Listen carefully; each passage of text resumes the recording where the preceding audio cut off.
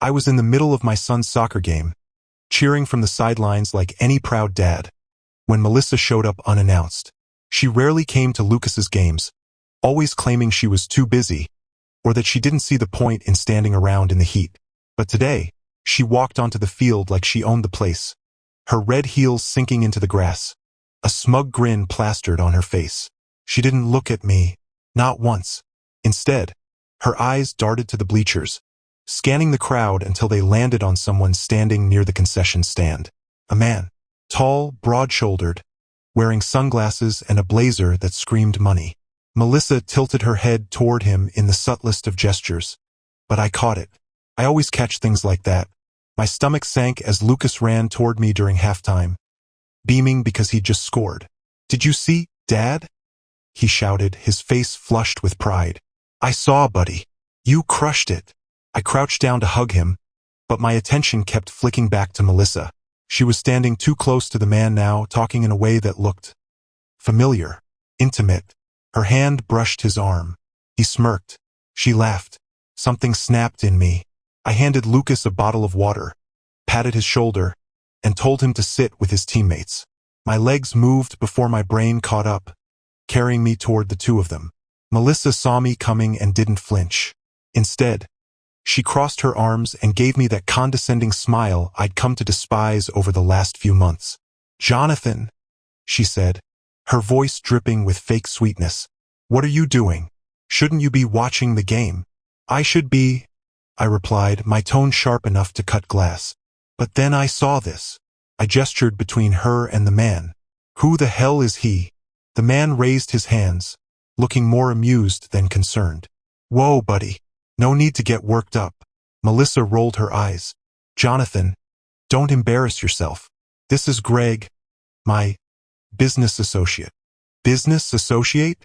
I repeated, my voice louder now. "At a kid's soccer game? Dressed like that?" "Not that it's any of your business," she snapped. "But we were discussing an investment opportunity. Something you wouldn't understand." "Right?" I said, my blood boiling. "Because I'm just some clueless idiot to you, aren't I?" Greg decided to chime in. "Look, man, maybe we should take this elsewhere. Don't make a scene in front of your kid."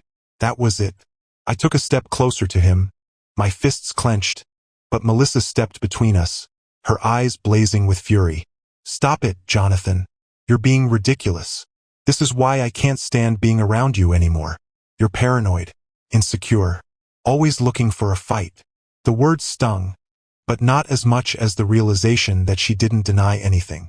She didn't even try. Instead, she turned to Greg, placed a hand on his chest and said, "Go wait in the car. I'll handle this." He hesitated for a moment, then nodded, throwing me a pitying glance before walking away. I wanted to chase after him, demand answers, but I knew it wouldn't matter. The truth was standing right in front of me, smirking like she'd already won. "You're unbelievable," I said, my voice low and trembling with anger. "Do you even care about what this is doing to Lucas?" Her smirk vanished, replaced by cold indifference. "Lucas will be fine. He's resilient. And frankly, he'll be better off once this is over." "Once what's over?" She didn't answer. Instead, she turned on her heel and walked back toward the bleachers, leaving me standing there, fists clenched, heart racing, and mind spinning. Something was happening, something bigger than just a casual flirtation, and I was going to find out exactly what it was. But as I watched her whisper something to Greg through the car window before he drove off, I realized this wasn't just about betrayal. This was war. I didn't wait long to start digging. That night, after Lucas was in bed, I sat at the dining table with my laptop, replaying every interaction Melissa had with that man in my head. Greg. Even his name felt slimy. Business associate, my ass. No one shows up to a soccer game in a tailored blazer unless they want to be noticed. But it wasn't just Greg. It was everything, the late nights, the secretive phone calls, the new outfits. She'd been reinventing herself for months, and I'd been too caught up with work and Lucas to put the pieces together. That was on me. Not anymore. The first thing I did was search for Greg. He wasn't hard to find. A quick scroll through LinkedIn told me he was a senior partner at a wealth management firm downtown. He had the kind of profile picture that screamed, I get paid to crush dreams and look good doing it. His public page didn't tell me much else, but there was one detail that made my stomach churn. His firm specialized in high-asset divorce cases. I stared at the screen, my mind racing. Was this her plan? Was she already lining up her team, preparing to gut me in court? The thought made me feel sick, but it also lit a fire under me. If she thought I was just going to roll over and let her take everything, she was dead wrong. I closed my laptop and headed to the bedroom. Melissa was there, lounging in bed with a glass of wine and her tablet, scrolling through something with that self-satisfied grin she'd perfected. She didn't even look up when I walked in. "Who is he, Melissa?" I asked, my voice steady but cold. She paused for half a second, just long enough to confirm she knew exactly who I was talking about, before setting the tablet down and giving me an exaggerated sigh. "We're really doing this? Right before bed? You don't get to brush this off," I snapped. "Who is Greg? And what the hell is going on between you two?" Her expression didn't change. If anything, she seemed bored. "He's a friend, a professional contact, someone who actually knows how to support me instead of tearing me down every chance he gets." "Support you?" I repeated, my voice rising. "By showing up to our son's soccer game and whispering in your ear like some sleazy." "Stop it!" She cut me off, her voice sharp. "God, Jonathan, you're embarrassing yourself. Greg is helping me with some personal matters, that's it. And honestly, it's none of your business." "None of my business?" I laughed bitterly. "You're my wife, Melissa. This family is my business. Or has that slipped your mind while you're busy playing house with your professional contact?" She rolled her eyes and swung her legs off the bed, standing to face me. "You know what your problem is, Jonathan? You're so obsessed with control. You think everything has to revolve around you and your precious schedule and your rules. Well, guess what? I'm done living like that. I'm done living like a prisoner." "A prisoner?" I stepped closer, my voice trembling with anger. "You've had every freedom in the world, Melissa. And what have you done with it? Lied to me? Disrespected me? Paraded some asshole around in front of our son?" Her face hardened, and for the first time I saw a flicker of something real. Not guilt, not regret, just pure, unfiltered contempt. "You want the truth, Jonathan? Fine. I'm not happy. I haven't been happy for years. And Greg? At least he listens. At least he understands what I need." I froze. The air felt heavy, like the walls were closing in. "What you need?" I repeated slowly. "What about what Lucas needs? Have you even thought about him in all of this?" Her lips curled into a cruel smile. "Lucas will be fine. He loves me. He'll get over it." Something inside me broke. "Get over what? Melissa, what exactly are you planning?" She shrugged, her tone suddenly casual. "I'm filing for divorce. I've already spoken to Greg about the best way to handle the finances. And custody? Well, let's just say the courts tend to favor the mother. You know that, right?" My vision blurred as the reality of her words sank in. She wasn't just cheating. She wasn't just lying. She was plotting to dismantle my life piece by piece, and she didn't even have the decency to hide it anymore. I stared at her, trying to reconcile the woman standing in front of me with the person I thought I'd married. But the truth was staring me in the face. Melissa wasn't my wife anymore. She was my enemy. The next morning I called my lawyer. I hadn't planned on needing one, but now it felt like my only lifeline. Melissa had made her intentions clear, and if she thought I was going to roll over and let her take everything, including Lucas, she was in for a rude awakening. The first thing my lawyer, Mark, told me was to gather evidence. If she's already meeting with someone like Greg, this is a strategic play. You need to protect yourself. Bank statements, messages, anything that shows what's really going on behind the scenes. I didn't waste time. That afternoon, I went to the bank to get copies of all our joint financial records. As I flipped through the statements, I noticed several large withdrawals over the past 6 months. Thousands of dollars disappearing into accounts I didn't recognize. I felt my pulse quicken. What the hell was she doing with that money? Back at home, I started combing through everything I could find. Her emails, her tablet, even the junk drawer she always guarded like it held state secrets. What I found there made my blood run cold. A receipt for a luxury hotel downtown. The date? The same weekend she'd claimed she was visiting her sister out of state. I clenched the receipt in my hand, feeling a mix of anger and disgust. She didn't even bother to hide it properly. Or maybe she thought I'd never have the guts to look. Either way, it was clear now. Melissa wasn't just planning to destroy our family. She'd been living a double life for months, maybe longer. When she got home that evening, I was waiting for her in the living room. She walked in, her heels clicking against the floor, carrying a shopping bag from an upscale boutique. She barely glanced at me as she set the bag down on the couch. "We need to talk," I said, my voice firm. She sighed dramatically, dropping onto the couch as if the weight of the world was on her shoulders. "What now, Jonathan?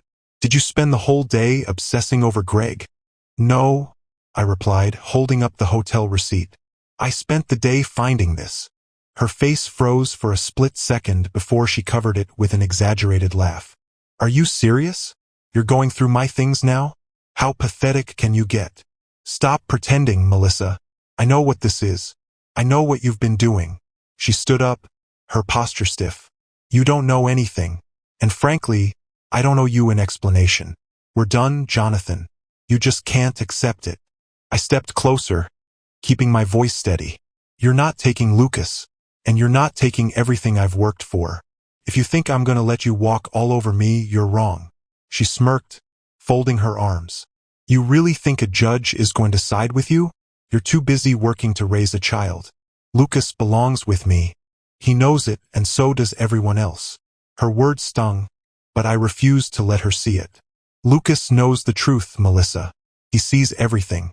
You can't manipulate him like you manipulate everyone else." Her smirk faltered, just for a moment, but she quickly recovered. "We'll see about that. My lawyer is already drafting the papers. And Greg? He's helping me make sure this goes as smoothly as possible." It was all I could do not to shout, but I knew losing my temper would only fuel her narrative. Instead, I leaned in, lowering my voice. "You've underestimated me, Melissa. I'm not the same man you've been lying to all these years. You think you're untouchable, but you're not. Lucas will see the truth, and so will everyone else." She stared at me, her confidence faltering just enough to make me feel like, for once, I had the upper hand. Without another word, she grabbed her shopping bag and stormed upstairs, leaving me standing there with a fire burning in my chest. I wasn't going to let her win. Not this time. The next day, I made arrangements to meet with Mark in person. I needed a plan.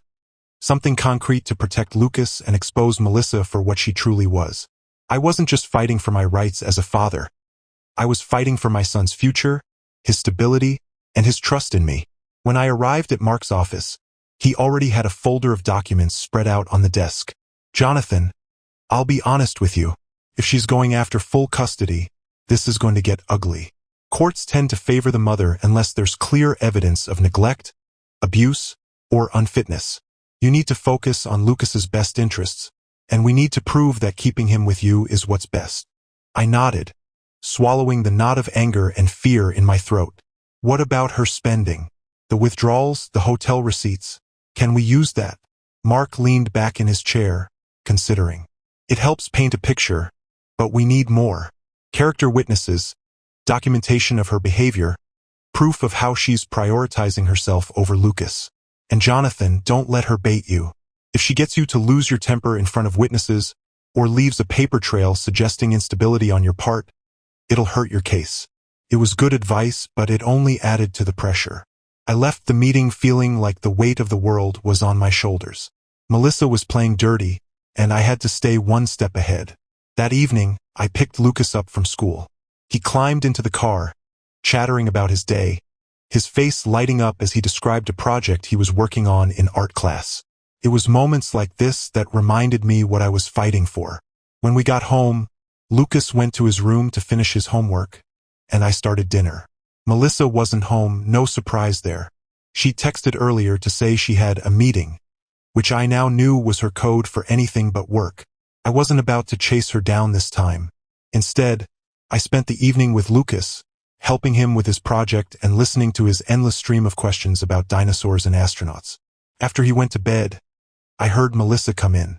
She didn't even bother to say hello, just headed straight to the kitchen to pour herself a glass of wine.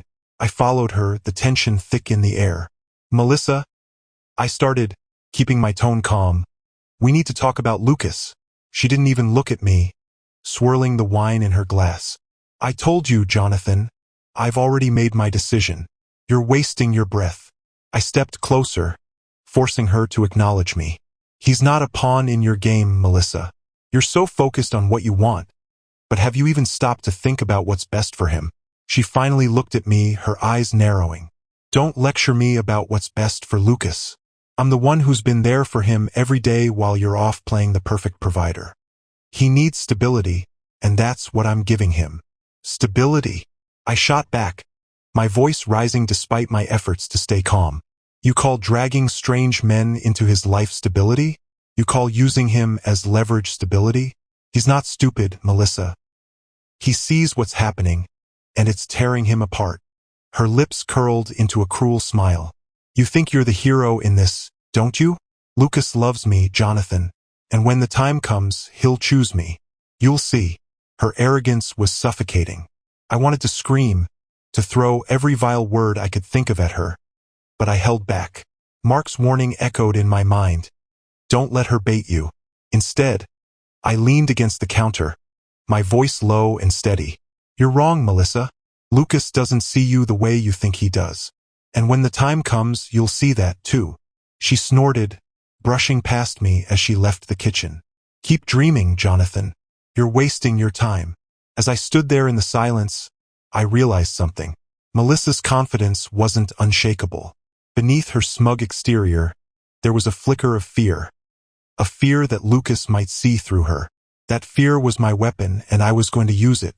The next week was a whirlwind of preparation. Mark had connected me with a private investigator to help dig deeper into Melissa's activities. If she wanted to paint herself as the perfect mother in court, I needed proof that she was anything but. Felt dirty, prying into her life this way, but she'd set the rules of this game and I wasn't going to lose. The investigator worked fast. By the end of the week, he'd already uncovered plenty. Photos of Melissa meeting Greg at restaurants, leaving his office late at night, and even the two of them shopping together while Lucas was at school. It wasn't illegal, but it was damning, evidence that her priorities weren't where they should be. Meanwhile, I focused on spending as much time with Lucas as possible. We went to the park, built Lego cities, and had movie nights where we laughed until our sides hurt. I wasn't just trying to prove I was a good father. I was reminding myself why I couldn't let Melissa take him away. But the real turning point came on a Friday afternoon when Lucas came home from school unusually quiet. Normally, he'd burst through the door, dumping his backpack on the floor and launching into a detailed account of his day. This time, he walked straight to his room without a word. I followed him, knocking gently on the door. Hey, bud, everything okay? There was a pause before he answered, his voice muffled. I guess. I stepped inside to find him sitting on the edge of his bed, staring at the floor. His shoulders were slumped, and his eyes looked tired, too tired for a 10-year-old. I sat down beside him. Want to talk about it? He hesitated, then nodded. Some kids at school were saying stuff about Mom. My heart sank. What kind of stuff? They said she's been hanging out with some guy, that they saw her at a restaurant with him. He looked up at me, his eyes filled with confusion. Is it true, Dad? Is she really doing that? I felt a lump in my throat. This was the moment I'd been dreading, when Lucas would start to see the cracks in the foundation of his family. I couldn't lie to him, but I also didn't want to dump the weight of Melissa's betrayal on his small shoulders. I put a hand on his back, choosing my words carefully. Sometimes, adults make choices that aren't easy to understand. Your mom and we're having some problems right now, but no matter what, you're the most important person in the world to both of us. He frowned, his brows knitting together in a way that reminded me so much of myself. But if she's with that guy, does that mean she doesn't want to be with us anymore? The raw pain in his voice broke me. I pulled him into a hug, holding him tight. No, Lucas, that's not what it means. You didn't do anything wrong, and none of this is your fault. I promise you we'll figure this out. You and me, we're a team, okay? He nodded against my chest, but I could tell the questions were still swirling in his mind. I hated Melissa in that moment, not just for what she'd done to me, but for what she was doing to our son. He deserved better than this. That night, after Lucas was asleep, I reviewed the investigators' latest report. This time, there was a video. It showed Melissa leaving Greg's house late at night, wearing the same clothes she'd worn to one of her so-called meetings. My jaw tightened as I watched her laugh and kiss him goodbye before getting into her car. I emailed the video to Mark with a single line. "This is the proof we needed." The next morning, Melissa confronted me as I was making breakfast for Lucas. She slammed her phone onto the counter, the video playing on the screen. "What the hell is this, Jonathan?" I kept my voice calm, even as my hands trembled. "It's the truth, Melissa, and it's going to come out in court." Her face twisted with fury. "You had me followed? Are you insane?" "I'm protecting my son," I said firmly. "From you, from Greg, from whatever mess you're trying to drag him into. Lucas deserves better." She sneered, leaning in close. "You think this is going to help you? You're pathetic, Jonathan. You're desperate, and you're going to lose." I stared her down, my voice low but unshakable. "We'll see about that." For the first time, I saw a crack in her confidence. She turned and stormed out of the kitchen, but I knew I'd landed a blow. The war was far from over, but I wasn't backing down. Melissa didn't come home that night. She didn't call, didn't text. Not that I expected her to. I spent the evening going through every piece of evidence the investigator had compiled, preparing for what I knew would be an ugly fight in court. Every photo, every receipt, every video painted a clear picture of her priorities. Herself and Greg. 2 days later, I got a notification from my bank. Melissa had drained one of our joint accounts, $25,000, gone in a single transaction. I forwarded the alert to Mark immediately. "That's financial misconduct," he said. "We'll add it to the case." The court date was fast approaching, and tension at home was unbearable. Melissa alternated between smug indifference and outright hostility. Every interaction felt like a performance, as if she was trying to provoke me. I didn't take the bait. Lucas, however, wasn't immune to the tension. He started coming to me with more questions, his voice uncertain every time he mentioned his mom. One evening, Lucas hesitated at the dinner table. "Dad, if you and Mom aren't together anymore, does that mean I have to choose?" I froze, setting my fork down. "What makes you ask that, buddy?" He shrugged, avoiding my eyes. "Mom said I might have to, and that it's okay if I pick her because you'd understand." My grip tightened on the edge of the table. "Lucas, you don't have to choose anything. You're my son, and I'll always fight for you, no matter what." His lip quivered as he nodded, but his words burned in my mind. Melissa was already manipulating him, planting seeds of doubt and guilt. I wouldn't let her win. The next morning, Mark called with an update. "We've subpoenaed the financial records and secured a deposition from one of Melissa's co-workers. She's been using company funds to cover personal expenses, restaurants, hotels, gifts." It's damning. It was more than I'd hoped for.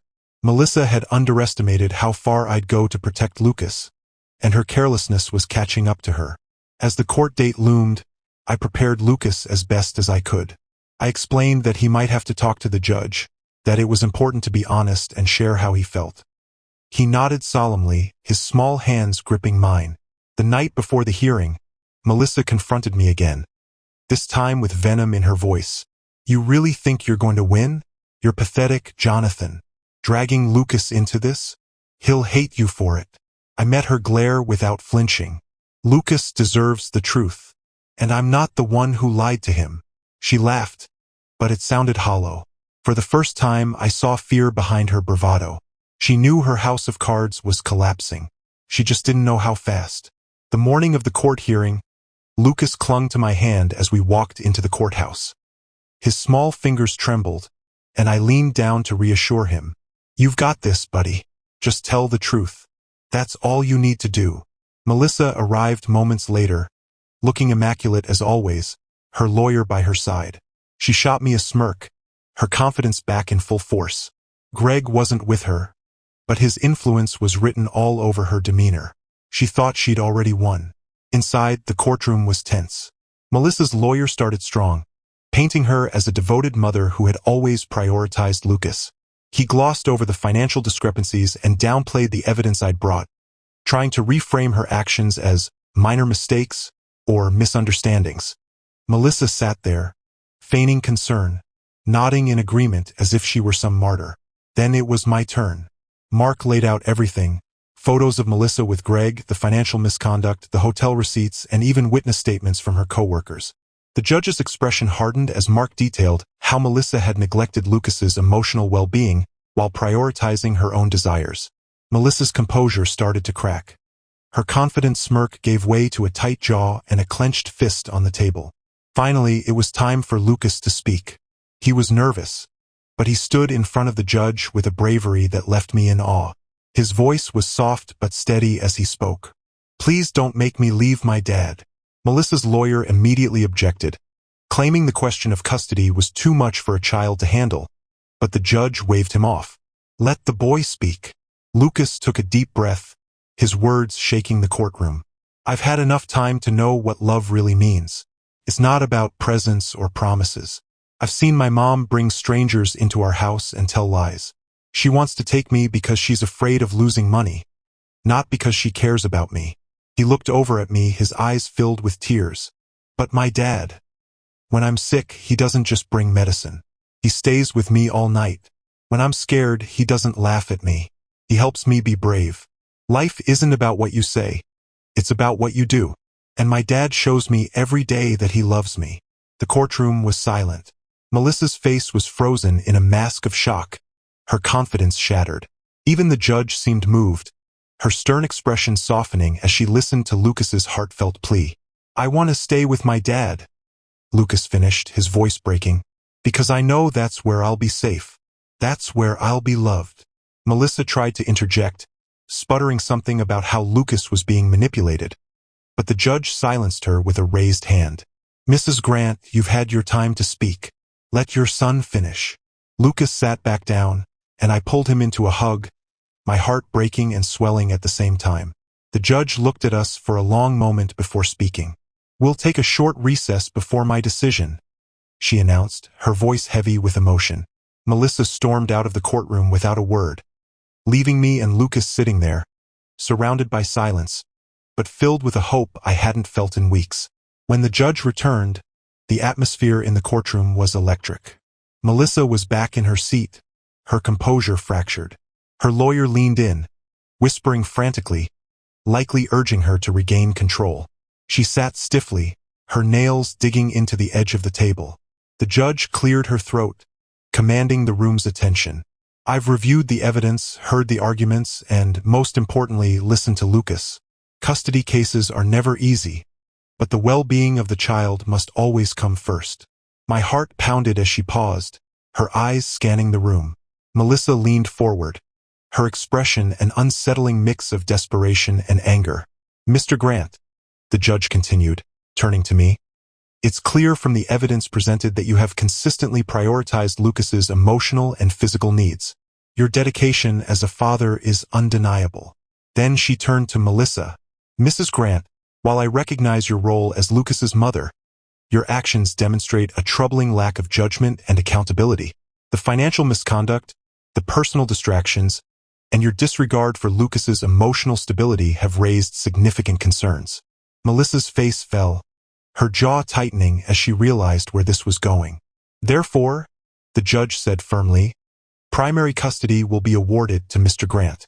Mrs. Grant, you will have visitation rights, but under strict conditions to ensure Lucas's well-being." Melissa shot up from her seat. "This is a joke," she yelled, her voice sharp and venomous. "He's manipulated this entire situation. I'm his mother. He belongs with me." The judge's gavel slammed down. "Mrs. Grant, sit down. Outbursts like this will only harm your case further." Melissa hesitated, her face flushed with fury, before sinking back into her chair. The room was silent except for the scribbling of the court clerk's pen.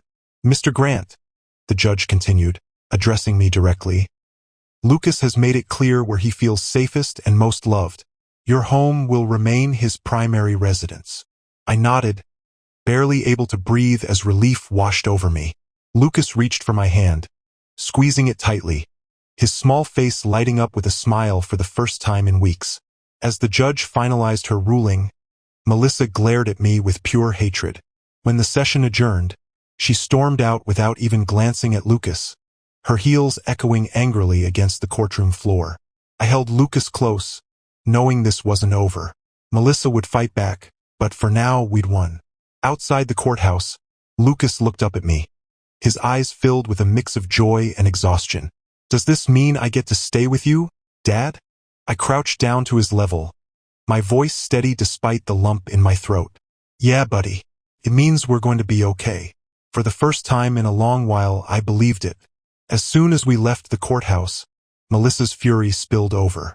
She cornered me in the parking lot, her voice low but venomous. "You think this is over, Jonathan? You think you've won? You'll regret this." I didn't engage. I opened the car door for Lucas, shielding him from her outburst. Her threats were empty now, and we both knew it. I secured Lucas in his seat, closed the door, and turned to her one last time. "This isn't about winning, Melissa. It's about Lucas. If you cared half as much about him as you do about yourself, you'd see that." Her face twisted into a sneer, but she didn't respond. She stormed off, her heels clicking angrily against the asphalt. I watched her go, feeling the weight of years of tension and manipulation begin to lift. For the first time, I felt a sense of control, not over her, but over my future. Back at home, Lucas and I settled into our routine. There was a lightness to him now, like a weight had been lifted from his small shoulders. He started talking more, laughing more, and for the first time in weeks he seemed like a kid again. But Melissa wasn't done. A week later, I received an email from her lawyer demanding additional financial disclosures. She was pushing for more money, claiming she deserved a larger share of the assets. I forwarded it to Mark, who assured me this was a desperate move on her part. "Let her dig her own grave," he said. "We'll counter every baseless claim she makes." As we prepared for this next round of legal battles, the investigator uncovered something unexpected. Greg wasn't just helping Melissa out of kindness. He had a history of manipulating vulnerable women during their divorces, skimming money from settlements under the guise of financial management. Melissa wasn't just a liar. She was being played too. Mark filed a motion to bring this to light, and it hit Melissa like a freight train. When she found out about Greg's scheme, her reaction was swift and unhinged. She showed up at my house unannounced one evening, pounding on the door. When I opened it, she was shaking, her eyes wild. "You set me up," she screamed. "You planted that investigator to ruin me." I stared at her, unflinching. "Melissa, you did this to yourself. Greg isn't your savior. He's a predator. And you let him into our lives." Her expression faltered, panic creeping into her eyes. For a moment, I thought she might apologize, but instead, she doubled down. "This isn't over, Jonathan. You'll see. You'll pay for this." I closed the door in her face, her threats ringing hollow. Lucas peeked out from the hallway, worry etched on his face. "Is Mom okay?" I knelt down, brushing a hand through his hair. "She's just upset, buddy. But everything's going to be fine. I promise." Melissa's unraveling had only just begun, but it didn't matter anymore.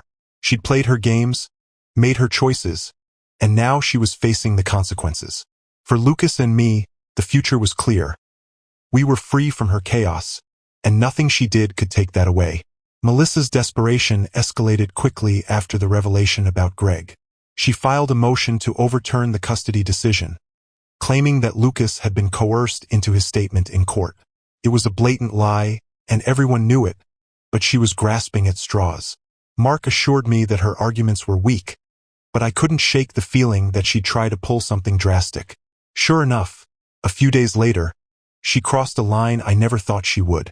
Lucas was supposed to stay with her for a scheduled visitation. I dropped him off, keeping my interactions with her brief and civil for his sake. He waved goodbye to me, his usual smile dimmed by the tension he always felt around her. "See you tomorrow, Dad," he said softly. I nodded, giving him a reassuring smile, even though my gut told me something was wrong.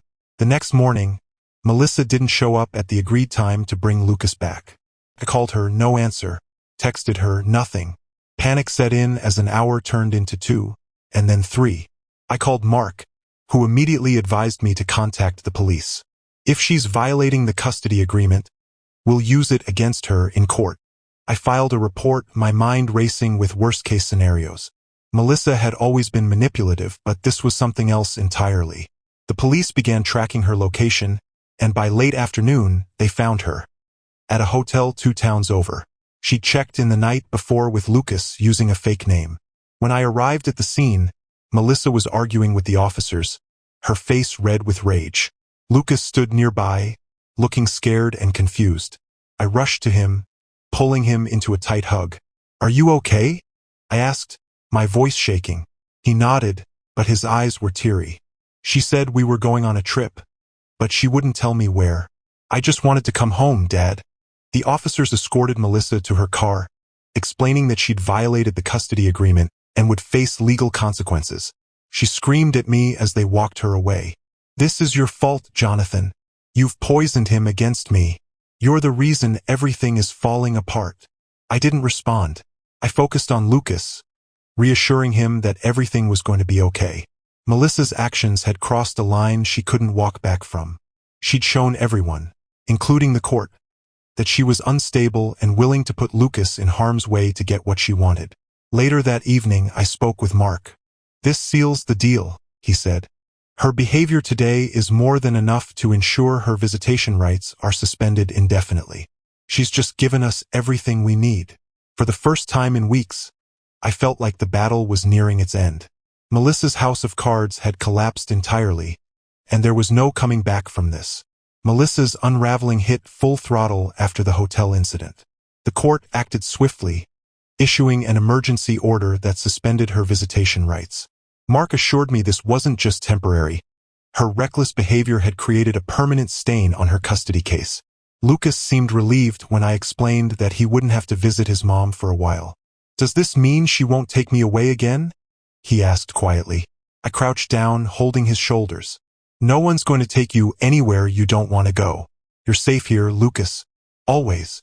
Still, Melissa wasn't done causing chaos. A week later, I received an email from her lawyer, an accusation that I was alienating Lucas from her.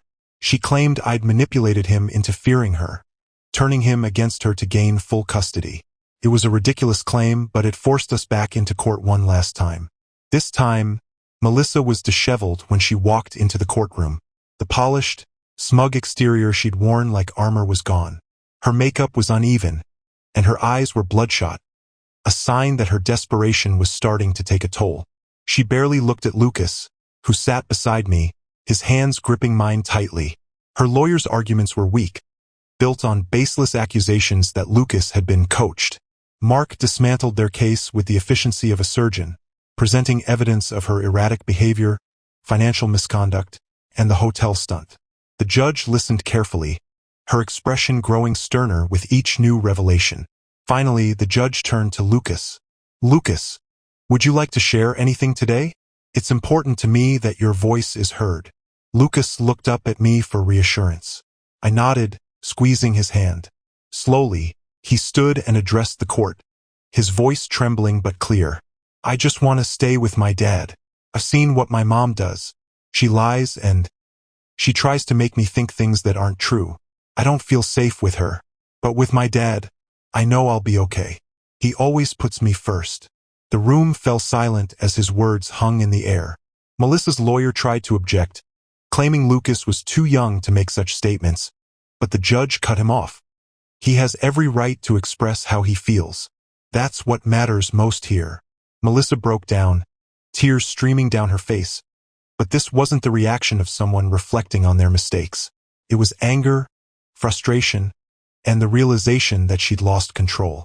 "You've turned my son against me," she shouted, pointing at me. "You'll pay for this." The judge's gavel slammed down. "Mrs. Grant, control yourself or I'll have you removed." Melissa's outburst sealed her fate. The judge ruled that her visitation rights would remain suspended indefinitely, and any future contact with Lucas would require supervised visits approved by the court. For the first time in this entire ordeal, I felt like justice had been served. As we left the courtroom, Lucas smiled up at me. "We did it, Dad." I hugged him tightly, my heart full of gratitude and pride. "No, buddy, you did it. You were so brave, and I'm so proud of you." For the first time in months, I felt like we could finally start moving forward. together. In the weeks that followed the final hearing, Melissa's presence in our lives diminished to a distant shadow. The court's ruling had been clear. She could request supervised visits, but only after completing parenting classes and demonstrating stability. Knowing Melissa, it would be a long time, if ever, before she'd swallow her pride enough to comply. Lucas began to flourish. Without the constant stress of being torn between us, he seemed lighter, freer. His laughter filled the house again, and his smile no longer carried that hesitant, guarded edge. One evening, as we sat on the couch building a new Lego set, he looked up at me with a question that caught me off guard. "Do you think Mom's ever going to change?" I set down a piece, choosing my words carefully. "I don't know, buddy. People can change if they really want to, but that's up to her, not us." He nodded, seeming to understand more than any 10-year-old should. "I just hope she stops being so mad all the time. It's like she's always mad, even at herself." His words stayed with me long after he went to bed. Melissa's anger had burned through everything. Our marriage, her relationship with Lucas, even her own sense of peace. But I couldn't let that fire consume us any longer. We were free now, and it was up to me to build a life where Lucas felt secure and loved. I decided to make a fresh start. I sold the house Melissa and I had shared and moved Lucas and me to a smaller, cozier place across town. It wasn't just a physical move. It was symbolic, a way to leave the pain and chaos behind. Lucas picked out his new bedroom and insisted on decorating it with glow-in-the-dark stars. Watching his excitement, I knew I'd made the right choice. One evening, as we sat on the porch of our new home, Lucas leaned against me, his voice soft but steady.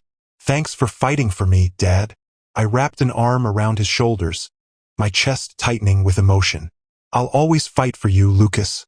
Always." For the first time in months, the weight that had pressed on me felt like it had finally lifted. Melissa's lies and manipulation no longer had power over us. The battle had been grueling, but it was worth every sleepless night, every painful moment. The lessons were clear. Love isn't about control, manipulation, or empty words. It's about actions, about showing up when it matters most. Lucas saw that now, and so did I. As the stars began to dot the sky, I felt a profound sense of peace. This wasn't just the end of a fight. It was the beginning of a better life. The sound of clinking silverware against crystal glasses barely registered over the low hum of conversation, laughter, and the occasional burst of applause.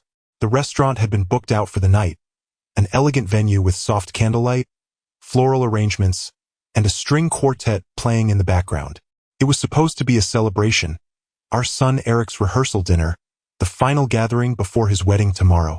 I had been in the middle of a quiet conversation with Eric's soon-to-be father-in-law, a man I actually respected, when I heard the sharp tap of a fork against glass. The chatter around the room died down, all heads turning toward the source of the sound. Sarah, my wife, well, soon-to-be ex-wife. She stood at the head of the table, dressed in a sleek navy gown, her blonde hair perfectly styled, her nails manicured to the last detail.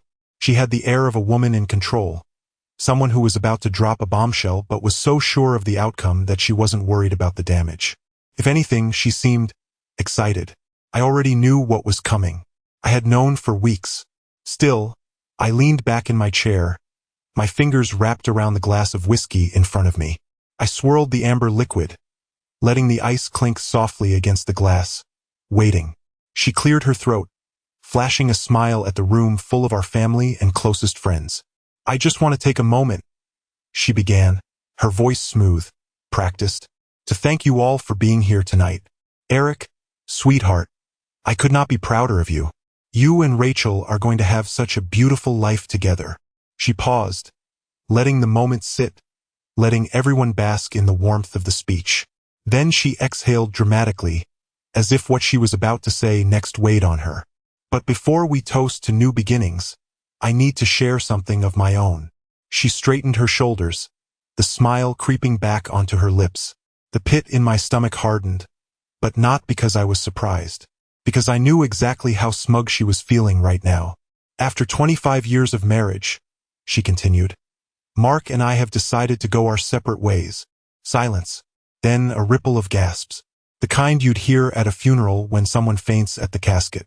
A few people muttered, unsure if they had misheard her. I could feel the weight of dozens of eyes shifting between us, waiting for my reaction. I didn't give them one. I didn't slam my fists on the table. I didn't stammer in shock. I didn't even frown. Instead, I lifted my drink, took a slow sip, let the warmth burn down my throat, and finally met her gaze. And I smiled. She faltered, just slightly. Then I spoke. "You just made a huge mistake." Her smirk flickered, like a candle in the wind, struggling to hold its flame. That was the moment, the first crack in her confidence. She had expected me to beg, to panic, to lash out. She had planned for all of that. What she hadn't planned for was me being ready. Sarah's smirk was still there, but it wasn't as strong as before. The way she gripped the edge of her champagne flute, the way her fingers tensed ever so slightly, told me everything I needed to know. She expected chaos. She expected anger. She expected me to break. But I didn't. I just sat there, the softest of smirks playing on my lips, my whiskey glass still in my hand. I even leaned back in my chair, giving her a slow, deliberate once-over like I was watching a bad performance at a dinner theater. And that's when it happened. The flicker of confusion in her eyes. It was just a split second, but I caught it. She recovered quickly, clearing her throat and turning toward the crowd again. "I know this is unexpected for a lot of you," she continued, trying to regain control of the moment. "But this is a decision that's been a long time coming, and I feel it's the right thing for both of us. We've simply grown apart, and—" "You feel it's the right thing," I interrupted. "That did it." Her eyes snapped to me, irritation flashing across her face. She was used to controlling the conversation, steering things in the direction she wanted. But she wasn't in control right now, no matter how much she wanted to be. "Yes," she said tightly. "I do." I let out a small hum, swirling the ice in my drink. "Interesting." Her posture stiffened. "What's interesting about it?" I glanced around the table, letting my gaze settle on our son, Eric. His jaw was clenched, his eyes bouncing between the two of us. His fiancée, Rachel, sat beside him, looking both horrified and deeply uncomfortable. I looked back at Sarah, held her gaze. "You're acting like I should be shocked," I said simply. A murmur ran through the guests. I could see my brother narrowing his eyes, my sister-in-law whispering to her husband, Rachel's parents looking like they wanted to disappear into their seats. Sarah's throat moved in a swallow. "I just assumed." "There's your first mistake." I cut in, my voice smooth. "You assumed I didn't know." Her breath hitched, and there it was, the first real crack in her foundation. She thought she was holding all the cards. She thought she was in control. But I could see it now. The way she swallowed a little too hard, the way her grip on the champagne glass tightened, the way her eyes darted, just for a second, to the door. She was nervous. She was realizing in real time that something was very, very wrong. The uneasy silence stretched between us, thick as smoke. Sarah, still standing, held her champagne flute like a lifeline. She had played this moment over in her head 100 times. I could see it in her eyes. She had envisioned me crumbling, maybe even making a pathetic last attempt to save our marriage. She had expected begging, rage, or humiliation. What she hadn't expected was the feeling creeping into her chest now. Dread. And then the doors opened. The faint sound of heels clicking against polished wood echoed through the room. Heads turned. A few guests gasped softly. And there she was, Jessica, tall, poised, and furious in a deep burgundy dress. She stepped into the private dining room with an air of quiet authority. The exact kind of woman you don't want walking into your carefully orchestrated moment. But Sarah's reaction? It was instant, violent. She stiffened like she'd been doused in ice water. Her entire face drained of color, her grip on the champagne flute slipping slightly. Because Jessica wasn't just any woman.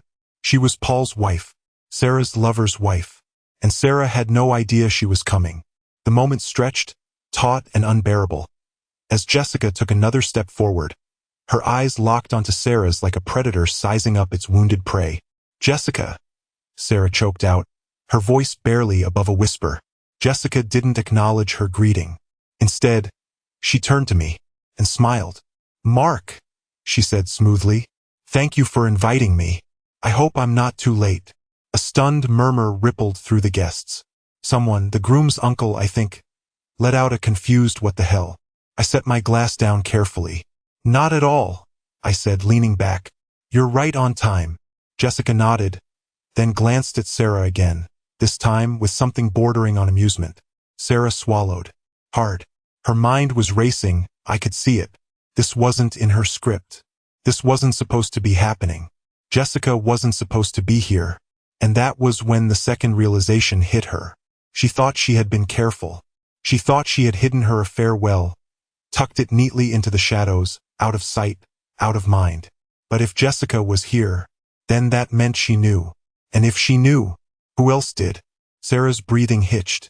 The room was still, watching, waiting. Jessica took a slow sip of her wine before tilting her head. I think it's time everyone knows the truth. Sarah froze. And just like that, her perfect little world began to crumble. The silence was suffocating. Every pair of eyes in the room was locked on Jessica, the air so thick with tension that you could feel it pressing down on your chest. Even the waitstaff, who had been gliding between tables just moments ago, had frozen in place, their arms halfway to clearing plates, unsure if they should stay or sprint out of the blast radius. Sarah, meanwhile, looked like she'd just been hit by a freight train. Her grip on the champagne flute had tightened to the point where I thought she might shatter the glass. Her breath was shallow, her lips slightly parted, as if her mind was struggling to process the full weight of what was happening. And then Jessica spoke. I think it's time everyone knows the truth, she repeated, her voice smooth, controlled. She turned slightly, scanning the room, letting the words settle. I think we all deserve that, don't we? I watched Sarah, the way her throat moved in a tight swallow, the way her hands twitched at her sides, like she was weighing whether to grab her purse and bolt or stand her ground. I leaned back, my fingers lazily swirling the last bit of whiskey in my glass. Go ahead, I said, my voice casual. Tell them. Jessica smiled, and Sarah flinched. That was the moment she realized. She wasn't in control anymore. Jessica turned her gaze back to the crowd, her voice carrying effortlessly through the stunned quiet. For months now, maybe longer, my dear husband, Paul, and Sarah have been sneaking around behind my back. She let the words hang there, let the impact of them seep into the air. A fresh wave of gasps rippled through the guests. They thought they were being discreet, thought I wouldn't find out. She exhaled a soft, humorless laugh. But as it turns out, they're not as smart as they think they are. Eric, our son, stiffened in his seat. His fiancée, Rachel, had gone ghost pale beside him. He turned, slowly, toward Sarah, his expression a mix of horror and disbelief. Mom! His voice cracked just slightly. What is she talking about? Sarah inhaled sharply, like she was about to speak, to deny, to deflect, to control the damage. But Jessica wasn't done. I have proof, she continued smoothly. Photos, receipts, a whole collection of little reminders of their romantic getaways. But you know what the best part is? She turned back to me, her lips curling into something almost cruel. Mark already knew. Sarah jerked her head toward me so fast I thought she might give herself whiplash. Her expression was pure, raw panic. Mark? She whispered, as if begging me to contradict it. I just tilted my head slightly, let the corner of my mouth twitch upward. Of course I knew, I said. That did it. Sarah's entire body locked up. Her breath came faster now, panic setting in at full speed. Because this wasn't just a private little scandal anymore. This was public. This was real. And most importantly, this was out of her hands. The weight of the room was pressing down on Sarah now. She stood frozen, her once confident smirk completely gone. Her lips slightly parted like she was on the verge of stammering out some weak excuse. But she didn't get the chance. Because I reached into my jacket pocket, pulled out my phone, and tapped the screen a few times. And then, without a word, I pressed play. The sound of the video filled the air, clear and unmistakable. At first, it was just the soft hum of background noise, the rustling of sheets, the muffled giggle of a woman who had forgotten she wasn't alone in the world. And then her voice, Sarah's voice, moaning his name, Paul. The restaurant's private dining room, which had been filled with quiet murmurs of disbelief just moments ago, erupted. A gasp from Eric's fiancée, Rachel, who slapped a hand over her mouth. A sharp exhale from my brother, who muttered a stunned, "Jesus Christ." Someone else whispered, "Holy shit." Sarah reacted like she'd been shot. Her entire body jerked at the sound, her hands flying up, palms out, like she could physically push the noise away. Her head snapped toward me, her eyes wide, wild.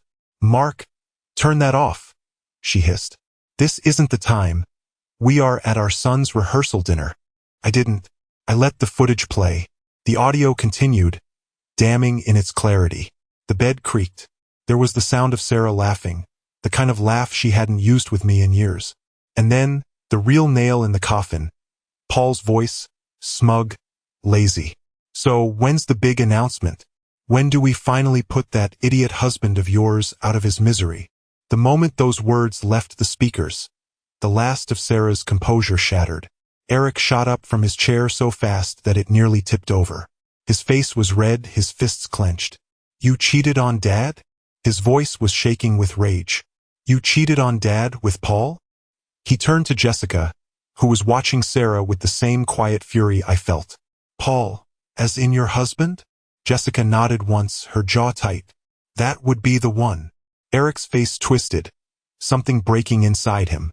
He turned back to Sarah, his voice now roaring. "And you were going to announce your divorce tonight? Like it was some big, happy decision?" Sarah was shaking now. "Eric, how long?" he snapped. "How long have you been screwing around behind Dad's back?" Sarah opened her mouth, closed it, and that told him everything he needed to know. The room had turned against her. The affair wasn't just a whisper behind closed doors anymore. It wasn't just a suspicion. It was real, and I had made sure she had nowhere to hide. Sarah stood there utterly exposed. The video had done its job. There was no coming back from that. The murmurs around the room had turned into outright whispers, the kind that slithered under your skin and made you want to run. But there was nowhere for her to go. Eric was shaking with anger. Jessica looked like she wanted to drive a knife through her. And I was just getting started. She had humiliated herself. That was part one.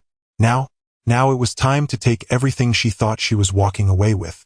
I leaned forward, resting my elbows on the table, taking my time as I let the weight of the moment sink in. Then, in a voice as casual as if I were discussing tomorrow's weather, I said, "You know, Sarah, I've got to admit, I was almost impressed by your confidence tonight." I swirled the whiskey in my glass. "Really, the way you stood up there, smiling, acting like you had everything figured out." I let out a low chuckle. "That was cute." Her eyes darted to me, wild with desperation now. "Mark, but see, here's the thing," I continued, cutting her off. "You assumed I was blind, that I had no idea what was happening, that I was just some idiot husband you could walk all over." I leaned back in my chair, smiling. "And that," I exhaled softly, "that was your second mistake." Her face paled further, because now she knew. I reached into my jacket again. Not for my phone this time, but for a small, neatly folded document. I unfolded it slowly, methodically, letting her feel it. "You thought," I said, tapping the paper against the table, "that you were going to walk away from this marriage with half of everything. The house, the cars, the bank accounts, even a nice little alimony check every month." I let out another small laugh. "Hell, you probably already had your shopping list ready." She was trembling now. "But that's where you really screwed up, Sarah," I said, laying the paper down flat. "Because months ago, I had our prenup revised." A ripple of stunned gasps. Sarah visibly flinched. You can't do that without." "Oh, but I can," I said smoothly. "See, when we originally signed that prenup 25 years ago, it was pretty straightforward. Standard 50-50 split." I shrugged.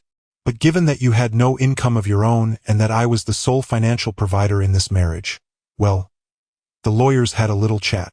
I tapped the paper again. "And you know what we realized?" I smiled. "Infidelity clauses are very persuasive." Sarah's mouth fell open. I turned the document toward her, slid it just an inch across the table. "So, let me break it down for you," I said slowly. "Because of your affair, Because I have proof, you get nothing. I leaned in slightly. Not a dime. Not the house. Not the cars. Nothing. The blood drained from her face. She opened her mouth, probably to argue, to fight. But before she could get a word out, I hit her with the final blow. Oh, and just to make sure you don't get any funny ideas? I smirked. I moved all my assets out of our joint accounts months ago, which means even if you try to fight this in court, you'll just be burning through legal fees. I took another sip of my whiskey, savoring the moment. You thought you were walking away with everything, Sarah. I tilted my head.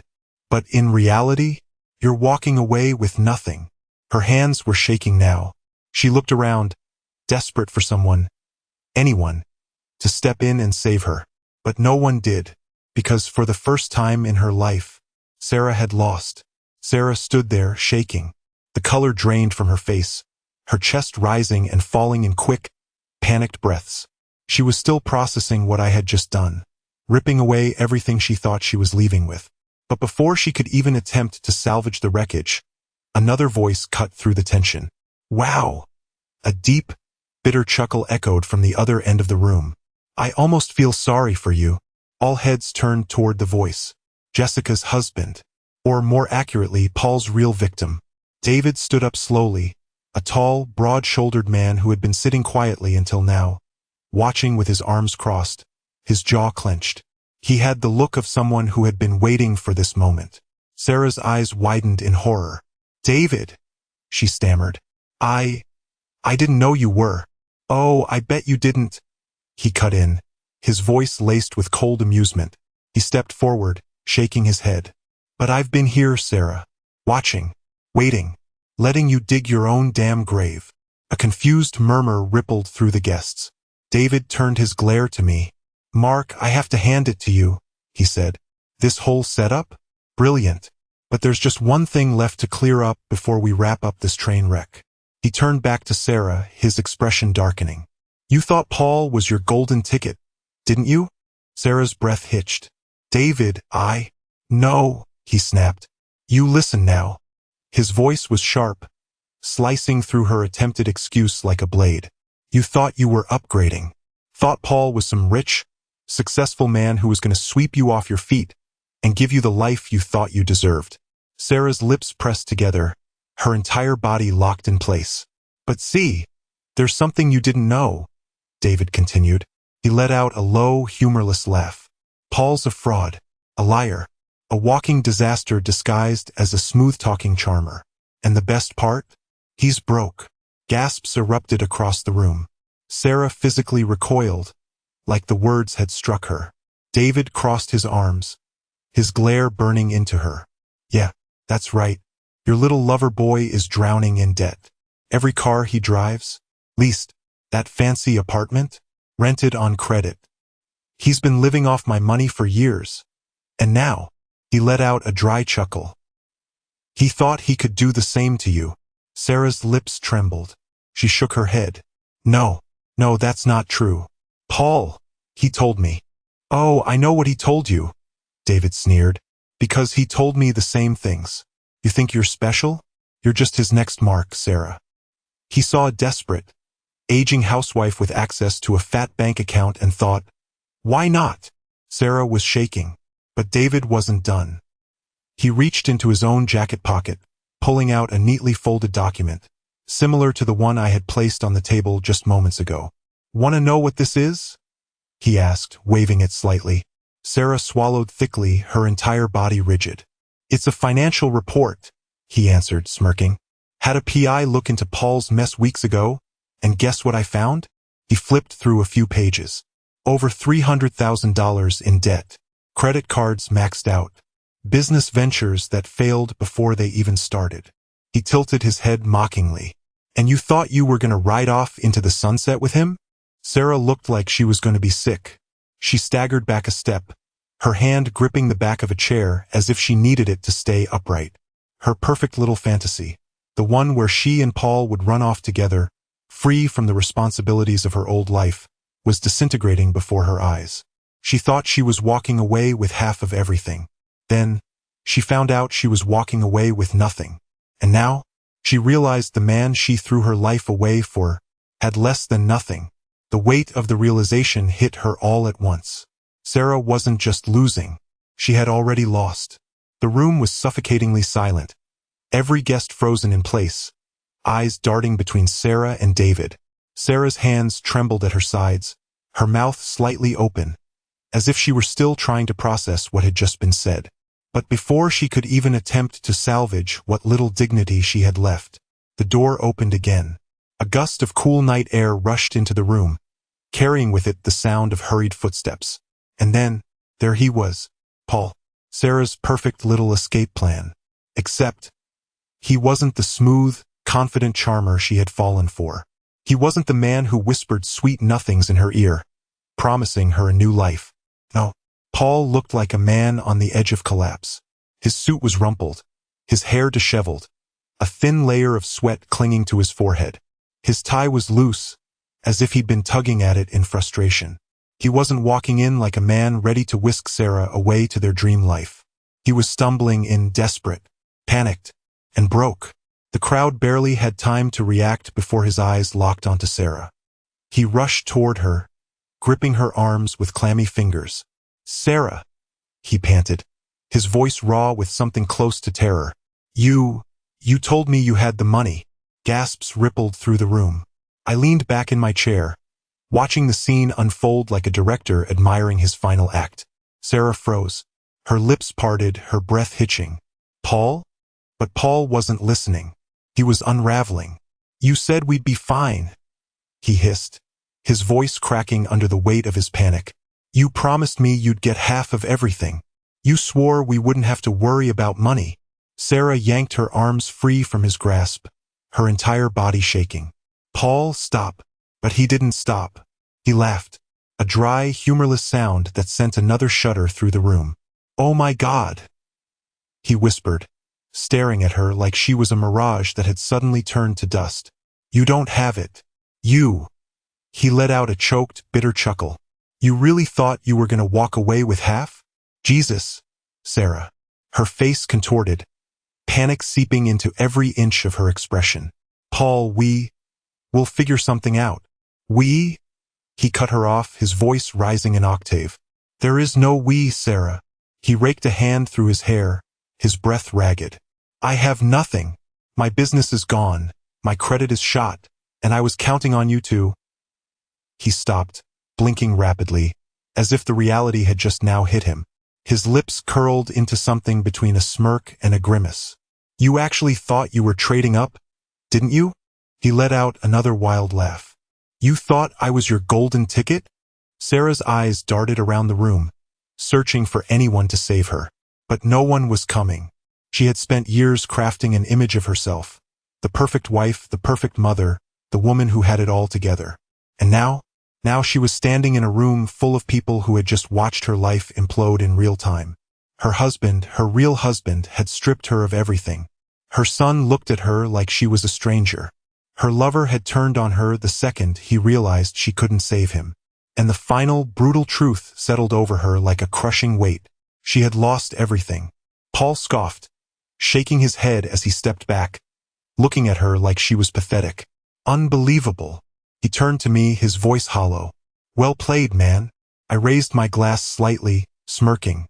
"Oh, I'm just getting started." Sarah let out a soft, strangled sound, her entire body slumping slightly, because she knew this wasn't over yet. Not even close. Sarah stood in the center of the wreckage she had created, her entire body trembling. The woman who had confidently stood at the head of this table just minutes ago, smiling, clinking her champagne glass, announcing our divorce like it was a victory, that woman was gone. Now, she was just a desperate, ruined woman with nowhere to run. Her eyes darted wildly around the room, searching for someone, anyone to take her side. But all she found were stares. Cold, unforgiving stares. Eric, our son, sat stiffly in his chair, jaw clenched so tight. His fiancée, Rachel, shifted uncomfortably, her eyes downcast, as if she couldn't bear to look at Sarah at all. My brother, my sister-in-law, even her closest friends, each of them wore the same expression. Disgust, shock, betrayal. Sarah had spent years curating her image, making sure the world saw her as the elegant, composed, powerful woman she believed herself to be. But now all they saw was the truth. A liar, a cheater, a woman who had bet everything and lost. She turned back to me, her chest rising and falling in shallow, panicked breaths. Her lips parted slightly, like she was about to speak, but no words came out. Then finally she moved. She reached for me. Her hand trembled as her fingers brushed against my sleeve, grasping onto my arm, as if I was her last lifeline. "Mark," she choked out, her voice thin, barely above a whisper. "Please." I stepped back. Her breath hitched. And then, for the first time tonight, Sarah fully realized. There was no fixing this. No spinning the narrative. No charming her way out. This wasn't just a bad night. This was the end. A slow, strained silence stretched between us. Then, I exhaled, tilting my head slightly. "Please what, Sarah?" I asked, my voice eerily calm. Her eyes darted back to Eric, our son. She swallowed hard, her shoulders shaking, and tried again. "Eric," she whispered, her voice cracking. "Sweetheart, please." But Eric, he didn't even flinch. He just stared at her, eyes cold, lips pressed into a firm, unyielding line. For the first time in his life, he wasn't seeing her as his mother. He was seeing her as the woman who had destroyed his family. Sarah let out a shuddering breath. She was trapped, cornered, and utterly alone. The silence that followed was suffocating. The kind that wraps around you like a noose, tightening with every second that passes. Sarah stood frozen, her hands shaking, her entire world collapsing around her. I turned to Eric, my son, the only real thing that mattered to me in all of this. He was still sitting, his jaw tight, his fingers digging into the linen-covered table as if holding himself back from an explosion. His face was a mask of barely contained fury and heartbreak. I exhaled softly and spoke, my voice steady, unwavering. "Eric," I said, locking eyes with him, "I'm sorry this had to happen tonight. I really am." I let my gaze sweep around the room, taking in the stunned, disgusted faces of family and friends. "But I won't let lies ruin this family. Not anymore." Eric swallowed hard. His breathing was unsteady, but he gave a small nod. That was all I needed. I turned back to Sarah, whose once perfect exterior had completely shattered. Her makeup smudged slightly, her breath ragged, her eyes wide and red-rimmed as she silently begged for some kind of mercy. None was coming, because now the family had turned on her. My brother, who had once been Sarah's biggest supporter, now looked at her like she was something vile, something he couldn't believe he had ever defended. His wife, normally soft-spoken and kind, shook her head in disgust. Rachel's parents exchanged a glance, whispering something to each other. Her father clenched his jaw, looking like he regretted ever letting our families get so close. The weight of it all settled on Sarah's shoulders, and she felt it. She turned wildly, searching for Paul, her escape plan. But he was gone. At some point during the chaos, he had slipped out, abandoning her the second he realized she was of no use to him anymore. A fresh wave of horror hit her, because now she wasn't just ruined. She was alone. I didn't give her another glance. Instead, I reached into my jacket, pulled out my wallet, and calmly placed a few $100 bills on the table for the dinner. The finality of the action made something break in Sarah. I adjusted my suit jacket, rolled my shoulders back, and looked around at the people who had once been Sarah's biggest allies. They weren't anymore. I gave one last glance to Eric. "You ready to get out of here, son?" He stood immediately. "Yeah." His voice was rough but determined. And with that, I turned and walked out the door. Sarah's shallow, broken breaths followed me. But I never looked back, because I had won. The sun rose on a new day, but for Sarah, it might as well have never come. She was gone. Not physically. I'm sure she was somewhere, maybe holed up in a hotel, maybe crying in the house she now no longer owned. But in every way that mattered, she was erased. Because today was our son's wedding. And she wasn't invited. The rehearsal dinner debacle had spread like wildfire among family and friends. It wasn't just whispers in corners. It was outright condemnation. Rachel's parents, who had once welcomed Sarah with open arms, had been the first to make the call. She is not coming tomorrow, Rachel's mother had declared firmly. Eric hadn't argued. He hadn't even hesitated. And that was that. So now here we were, standing in a beautiful outdoor venue, the morning air crisp, the aisle lined with white flowers. Eric stood at the altar, waiting for Rachel, his face calmer than it had been in weeks. And me? I stood in the front row, exactly where I was supposed to be. As the music swelled and Rachel walked down the aisle, I felt it. The weight that had been pressing on my chest for years was gone. Sarah had been dead weight, a liar, a manipulator, a woman who had spent years planning her escape from me, believing she was going to land softly in the arms of a better man. Except she had miscalculated everything. And now I was free. The ceremony was perfect. No tension, no whispered accusations, no awkward glances. Just love the way it was supposed to be. When the time came for toasts, I stood, raising my glass. The room quieted as eyes turned to me. I took my time, letting the moment breathe, then finally spoke. I just want to say, I began, my voice steady, that today isn't just a celebration of two people coming together. It's a celebration of honesty, of trust, of starting a life with nothing to hide. I paused, letting the words settle. Eric gave me a knowing nod. Rachel smiled softly, squeezing his hand. I continued, my tone lighter now. To Eric and Rachel, may your life be built on truth, respect, and love. I lifted my glass higher, locking eyes with my son. And may you never let anyone take that away from you. The guests cheered, raising their glasses, celebrating what really mattered. Sarah? She wasn't here. And for the first time in 25 years, that was exactly how it should be. It had been months since the wedding. Months since Sarah's world collapsed in front of a crowd of stunned, horrified faces. Months since I walked out that door, leaving her behind in the wreckage of her own making. And I hadn't thought about her much since. Life had moved on. Eric and Rachel were happily married, settling into their new life.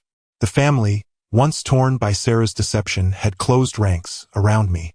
There were no awkward conversations, no lingering whispers. Sarah had been scrubbed from existence, a stain removed from the fabric of our lives. I was free. And then, one evening, my phone rang. I was sitting on my back porch, a fresh glass of whiskey in hand, watching the sunset paint the sky in shades of gold and red. It was peaceful, the kind of peace I hadn't known in years. And then her name flashed across my screen. Sarah. I stared at it for a moment, the glow of her name almost pathetic now.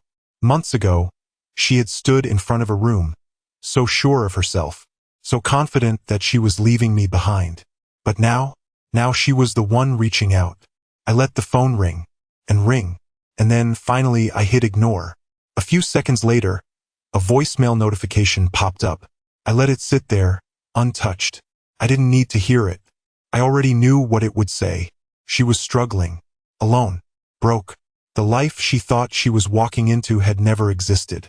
Paul was gone as fast as he had arrived. The friends who once clung to her name had vanished the second the scandal broke. She had nothing, and now she was regretting everything. But me? I took another slow sip of my drink, leaning back, letting the last of the sun warm my skin. I didn't need revenge. She had already destroyed herself. And for the first time in 25 years, my life was mine again. Sarah's call went unanswered, because I was already gone. Hey there, life is full of unexpected twists, just like the stories we share here. If this story touched you or made you think, consider subscribing to our channel. Every day, we bring you powerful real-life experiences of betrayal, resilience, and the strength it takes to keep going. Don't miss out. Join our community today, where we value truth, courage. The roar of the bulldozer's engine drowned out everything around him, every clink of falling rocks, every shout from the crew, even his own thoughts. But John did not need quiet to notice the shift. It was there in the air, heavy and suffocating, like the dust cloud that coated the quarry at the end of every day. Something was not right. It had not been for weeks. Today was the kind of day that left him coated in grime and sweat, his body screaming for rest. But his mind refused to let up. The image was still fresh in his head, Gabriella, his wife of 15 years, walking out to greet his cousin Dave with that laugh, the one John had not heard in years, It was not just a laugh, it was a moment. A flicker of something unspoken, something too intimate, too practiced. And then, as if the universe had twisted the knife just for fun, Dave had turned to the boys and said, "Hey, champs. Why do you not show me that swing set I built for you?" John had frozen mid-step. He remembered putting that swing set together himself, every blister and splinter that came with it. But before he could say a word, his youngest son, Noah, had run to Dave with a grin so wide it hurt to look at. "You built the best swing, Uncle Dave." John did not correct him. He did not trust himself to speak. Instead, he had forced a smile and gone to the shed, where he could sit in the dark and feel the walls close in. Now, in the driver's seat of his bulldozer, the anger simmered just beneath his skin, threatening to boil over. He gripped the controls tighter, his knuckles turning white. The quarry supervisor waved at him from a distance, gesturing for something. But John did not care enough to figure out what. His head was not here. It was back at that house, replaying moments he had ignored for far too long. The way Dave always managed to drop by unannounced. The way Gabriella's mood seemed to lift whenever he did. The off-end comments at family barbecues. "Dave is a natural with the boys, is he not?" Or, "You are lucky to have a cousin like him, John." Lucky. Something cracked inside him that evening as he drove home. It was not a gradual realization or a creeping suspicion. It was a snap, loud and clear, like the rock face shattering under the bulldozer's blade. He had to know. He could not live another day drowning in this quiet, insidious doubt. The moment he pulled into the driveway, he spotted Dave's truck parked by the curb. The porch light was on, and through the window, he could see Gabriella handing Dave a beer. The boys were nowhere in sight. John did not slam the car door when he stepped out. He did not stump up the steps or fling the front door open. Instead, he walked in with a calmness that surprised even himself. "John," Gabriella said, startled. She glanced at the clock. "You are home early. Looks like I am," he replied, his voice steady but cold. Dave gave him a quick nod, leaning casually against the counter as if he owned the place. Long day at the quarry. John ignored the question, his eyes locked on Gabriella. "Where are the boys?" "They are upstairs," she said, her tone too cheerful. "Watching a movie." John nodded slowly, his gaze shifting between the two of them. The air was electric, charged with unspoken tension. Gabriella looked like she wanted to say something, but before she could, John walked past her into the kitchen and grabbed a bottle of water from the fridge. As he twisted off the cap, he turned to Dave. "You have been spending a lot of time here lately." Dave chuckled nervously. "Well, just helping out. Keeping the boys entertained. Giving you and Gabriella some breathing room." John smiled, but it did not reach his eyes. "That is real thoughtful of you, Dave." "Real thoughtful, bah." Gabriella stepped in quickly, her voice tinged with irritation. "What is that supposed to mean?" John, he took a long sip of water before answering.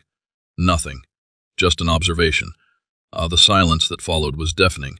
Gabriella fidgeted with her hands, and Dave scratched the back of his neck, avoiding John's stare. For the first time, John did not feel tired. He felt wide awake. Something was coming. He could feel it. And he was not going to let it blindside him again. Gabriella's laugh echoed faintly from upstairs, a sharp contrast to the tense silence that had settled after John's quiet remark.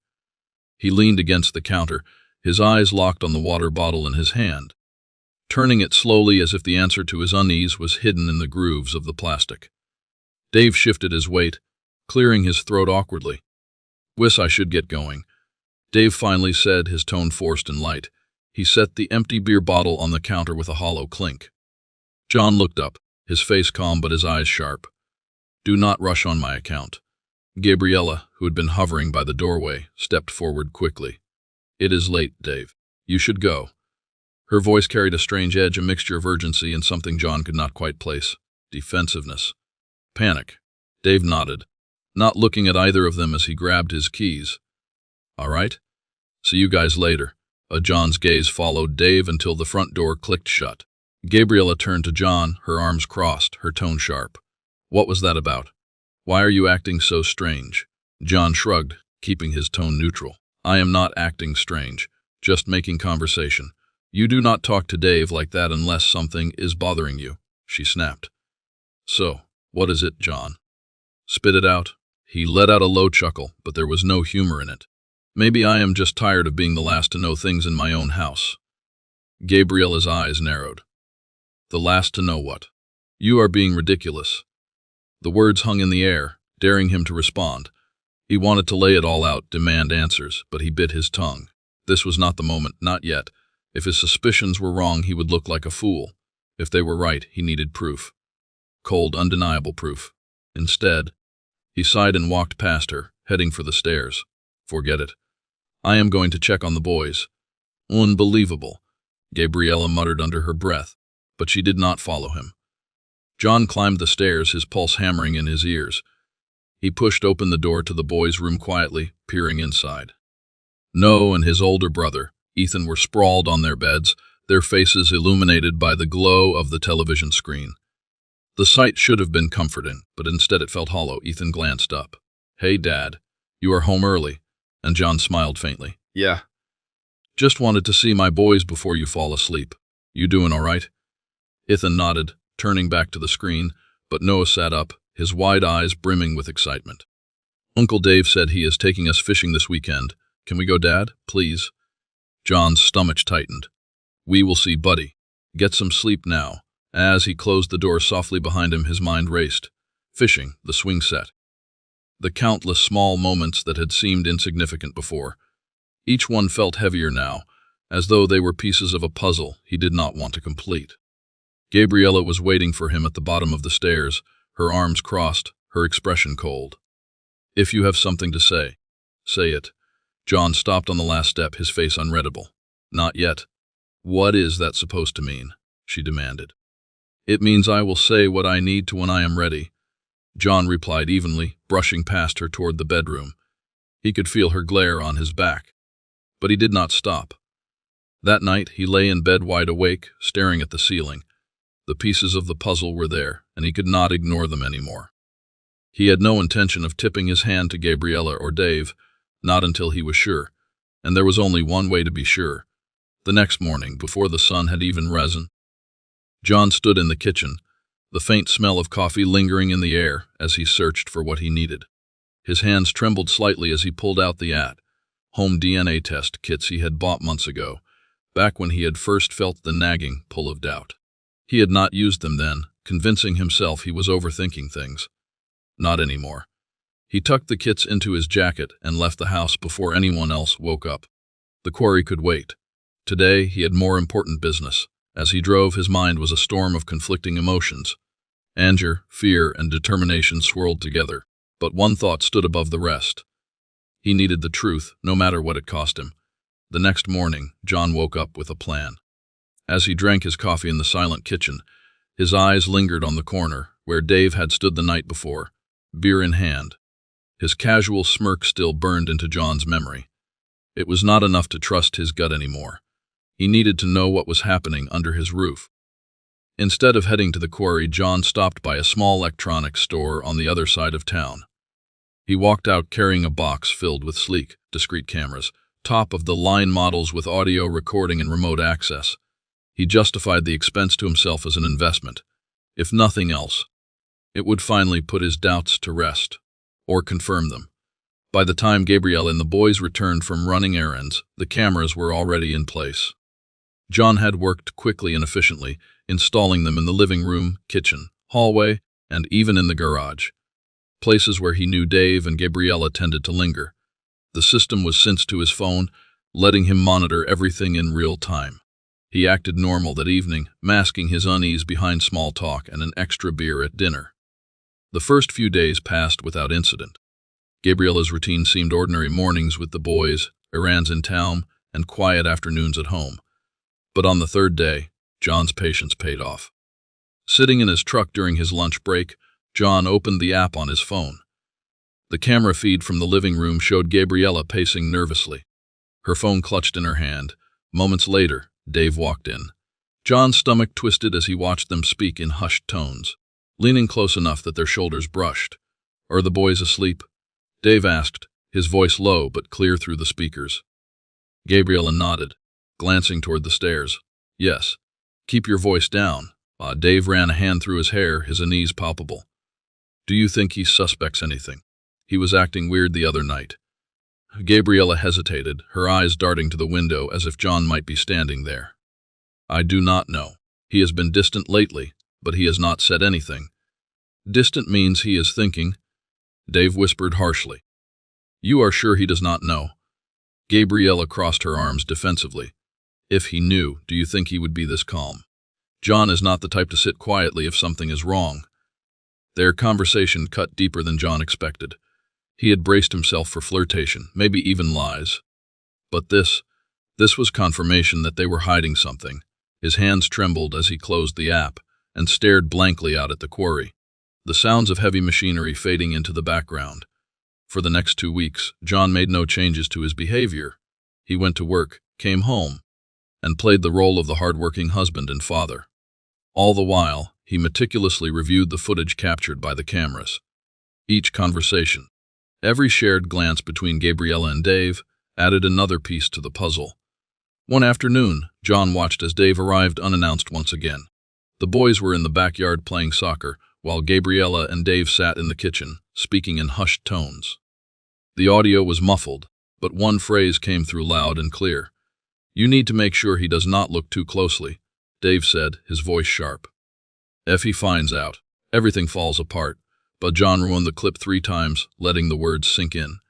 If he finds out, everything falls apart. What did that mean? He stared at the screen, his jaw clenched so tightly it ached. The pieces were falling into place, but the picture they formed was too horrifying to fully comprehend. At least not yet. That night, as Gabriella slept soundly beside him, John lay awake, staring at the ceiling. He had enough evidence to know something was deeply wrong, but he needed more. Something definitive. Something they could not deny. The quiet buzz of his phone on the nightstand pulled him from his thoughts. It was a notification from the camera system, a motion alert from the living room. He opened the app and saw Dave sitting alone on the couch, his head in his hands. Gabriella entered moments later, whispering something John could not quite make out. But Dave's response was loud enough to send chills down John's spine. If he figures it out, if he even suspects that the boys are mine, we are screwed. John froze, his breath caught in his throat. The words echoed in his mind like a thunderclap, shattering any lingering doubts. He stared at the screen until the feed went dark, the lights in the living room switching off. It all made sense now. The swing set, the fishing trips, the strange way Dave always seemed more involved with the boys than he should be. It was not just an affair. This was something far worse. John closed the app and set the phone down carefully, his hands steady for the first time in days. The time for subtle observation was over. Now, he needed answers. And he knew exactly how to get them. The next morning, John called in sick to work. He had a different task for the day, one that could change his life forever. John spent the morning in a daze of quiet preparation, his mind sharper and colder than it had been in years. The pieces were all there now. He just needed to fit them together perfectly. As he sipped his coffee, his phone buzzed with another motion alert from the living room camera. He ignored it. He already knew what he would see. Dave lingering too long, too comfortable in a house that was not his. Gabriella pretending like it was all normal. But John had reached his limit. It was not enough to sit back and collect recordings. He needed irrefutable proof, something so damning that no excuse or manipulation could erase it. By mid-morning, he was driving into town. The DNA test kits sat on the passenger seat. The boxes pristine yet heavy with the weight of what they represented. He had considered this step before, but the cameras, the whispers, Dave's admission, those had pushed him over the edge. Now, he could not ignore the possibility that his entire life had been a lie. He parked in a quiet corner of the lot near the pharmacy, his hands gripping the steering wheel as he stared at the kits. This was not just about proving Gabriella's betrayal anymore. It was about understanding his own place in the world, his own identity as a father. With a deep breath, he grabbed the kits and headed inside. Back home, John waited for the perfect moment.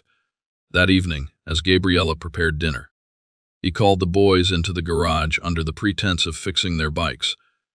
It was a convenient excuse, one that kept Gabriella from poking her head in to check on them. Hey, I need your help with something, John said, keeping his tone light as he handed Ethan a cotton swab. We are doing a fun little experiment for a project. You know, science stuff. Ethan, ever curious, shrugged and complied without hesitation, swabbing the inside of his cheek as instructed. No followed. Giggling at the ticklish sensation, John made sure to be casual, treating it like a game. "Good job, guys," he said, patting their heads as he sealed the samples in the labeled envelopes. "No, go wash up for dinner." As the boys ran off, John stood in the garage. Staring at the small, unassuming packets in his hand, he placed them carefully in a secure drawer, locking it tight. His heartbeat was steady now. This was it. The truth was coming, one way or another. The next few days were excruciating. John's demeanor at home remained calm, but inside, he was unraveling. The cameras continued to capture moments that made his skin crawl, Gabriella leaning in too close to Dave. Their whispered exchanges peppered with laughter and stolen glances. And then, another bombshell. One evening, as John reviewed the latest footage on his phone, he caught a conversation that made his blood run cold. Dave was pacing the living room, his voice tight with fear. "Gabriella, we have to be careful. He is not stupid. What if he is already onto us?" Gabriella sighed, exasperated. "You worry too much. John is all about work and the boys. He does not have time to think about anything else. Just stay calm, and he will never figure it out." The sheer arrogance of her tone struck John like a slap. He set the phone down slowly, his jaw tightening. They thought he was blind, oblivious, too focused on the grind to notice what was right in front of him. He almost laughed at the irony. The results came back faster than expected, arriving in a slim envelope marked confidential. John held it in his hands for a long time. Sitting in his truck outside the quarry, he knew what it would say. Deep down, he had known for weeks. But seeing it in black and white would make it real. He ripped the envelope open, scanning the words with a precision that surprised even himself. The conclusion hit like a freight train. Neither child matched his DNA. John sat back in his seat, the papers trembling in his hands. The world outside the truck seemed to fade away, replaced by a cold, numbing silence. It was true. Everything he had built his life around, his marriage, his family, was a lie. But instead of breaking down, John's mind sharpened. The anger, the betrayal, the overwhelming loss. It all crystallized into one singular thought: they would pay for this, both of them, and he would make sure it was done right. The time for watching and waiting was over. It was time to act. John spent the morning refining his plan, his mind buzzing with precision. He knew the importance of staying undetected, playing the part of the hardworking, oblivious husband. His proof was growing stronger. But the timing to strike had to be perfect. The first step involved managing his finances. He had been quietly reviewing their accounts for weeks, noticing Gabriella's spending habits shifting. Expensive shopping trips, unaccounted for restaurant bills, even transactions at a jewelry store. The irony of her indulgence, using his sweat-earned money, was not lost on him. He also thought about Ethan's private school. The tuition had been a stretch from the beginning, but Gabriella had insisted it was worth it. "He deserves the best," she had said, flashing that smile she used when she wanted her way. John agreed at the time, pushing himself to take more side jobs with the bulldozer. But now, with everything he knew, the weight of that financial burden felt suffocating. John called the school that morning. "After this term, I will not be able to cover the tuition," he said firmly, ignoring the concerned tone of the administrator on the other end. He would not explain. Let Gabriella figure it out when the time came. That afternoon, John reviewed the camera footage, his stomach tightening with each new discovery. It had been weeks since the cameras were installed, and they captured everything.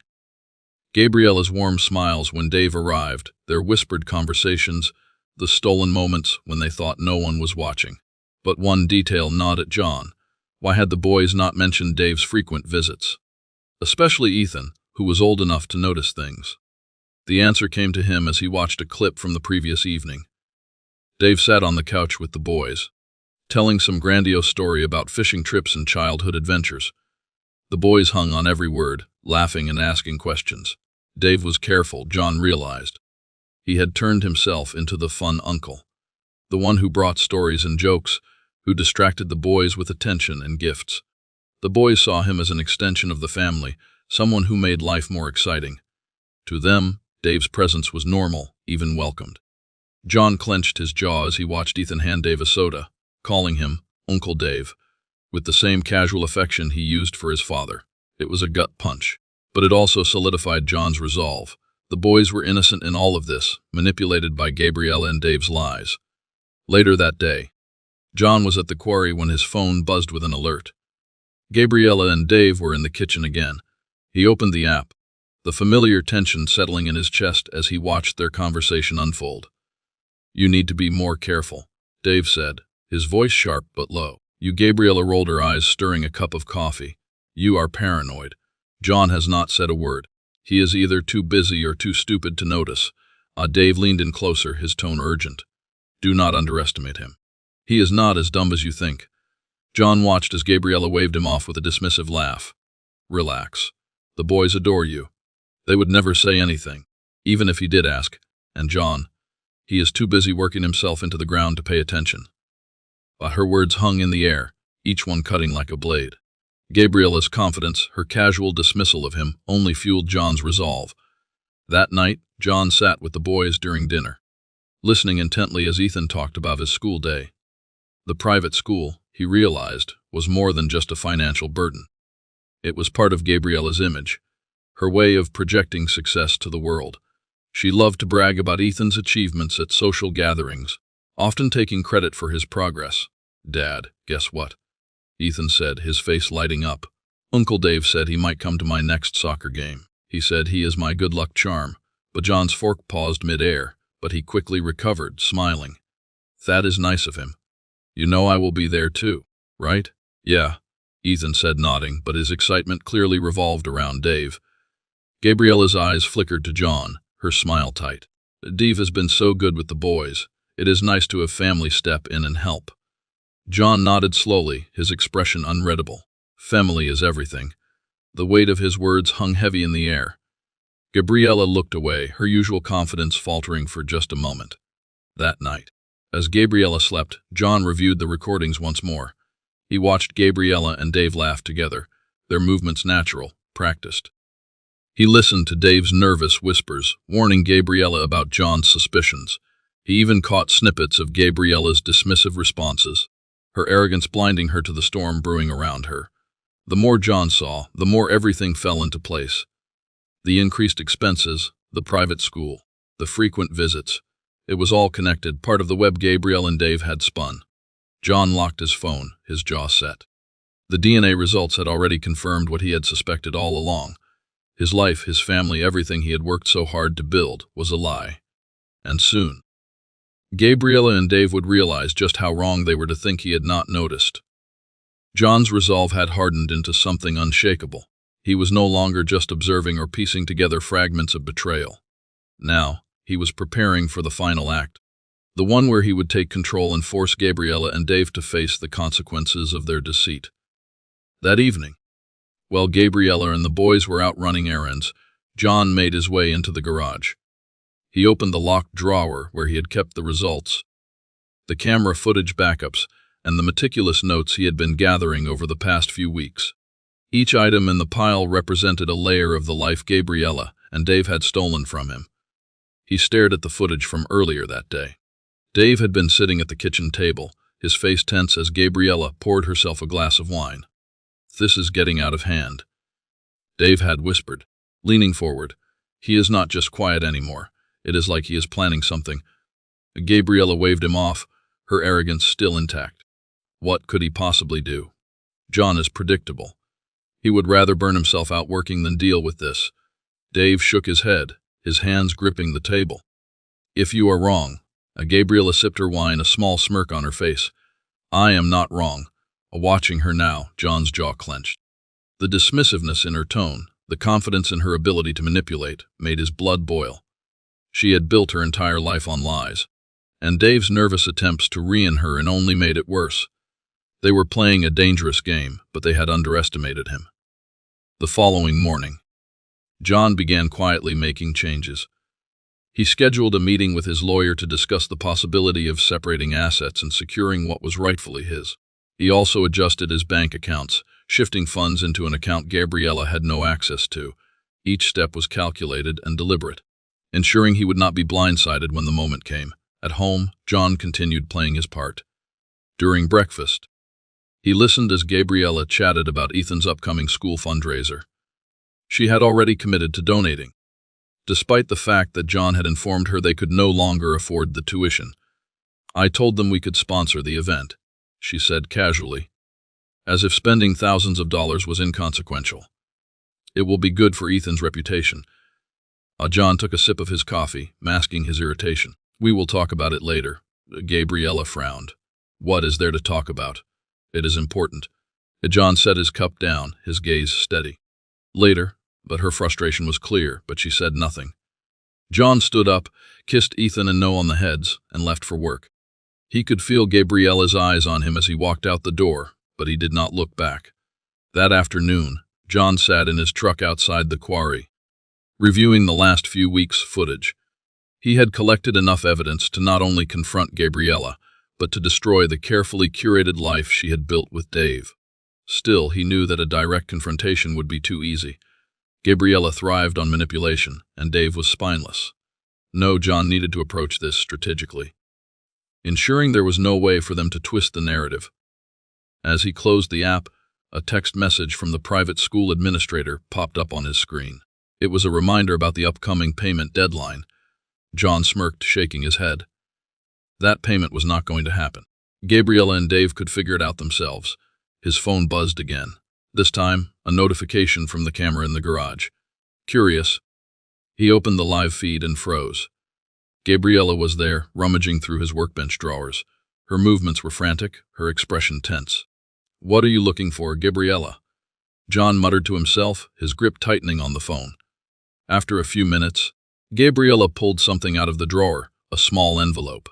John recognized it instantly. It was the placeholder envelope he had left after removing the DNA test results. Gabriella opened it, her face falling as she realized it was empty. John leaned back in his seat, a dark satisfaction washing over him. She was starting to panic. Good. That evening, Gabriella was quieter than usual during dinner. She barely touched her food, and her attempts at small talk were half-hearted.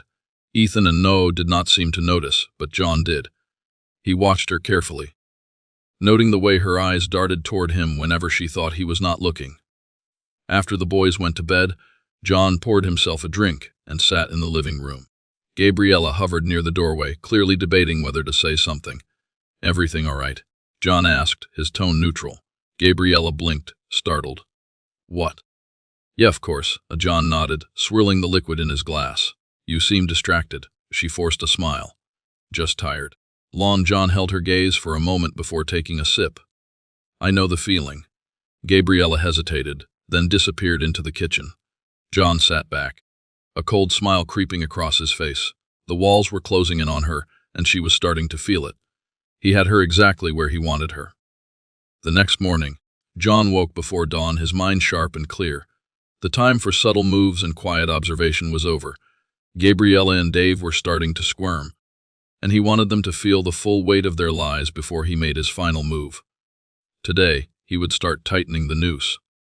As the sun crept over the horizon, John made his way to the quarry, but instead of heading to his usual spot at the bulldozer, he sat in his truck, his phone in hand.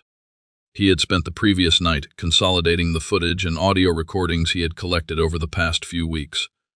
Every whisper, every glance, every damning word was now neatly organized into files.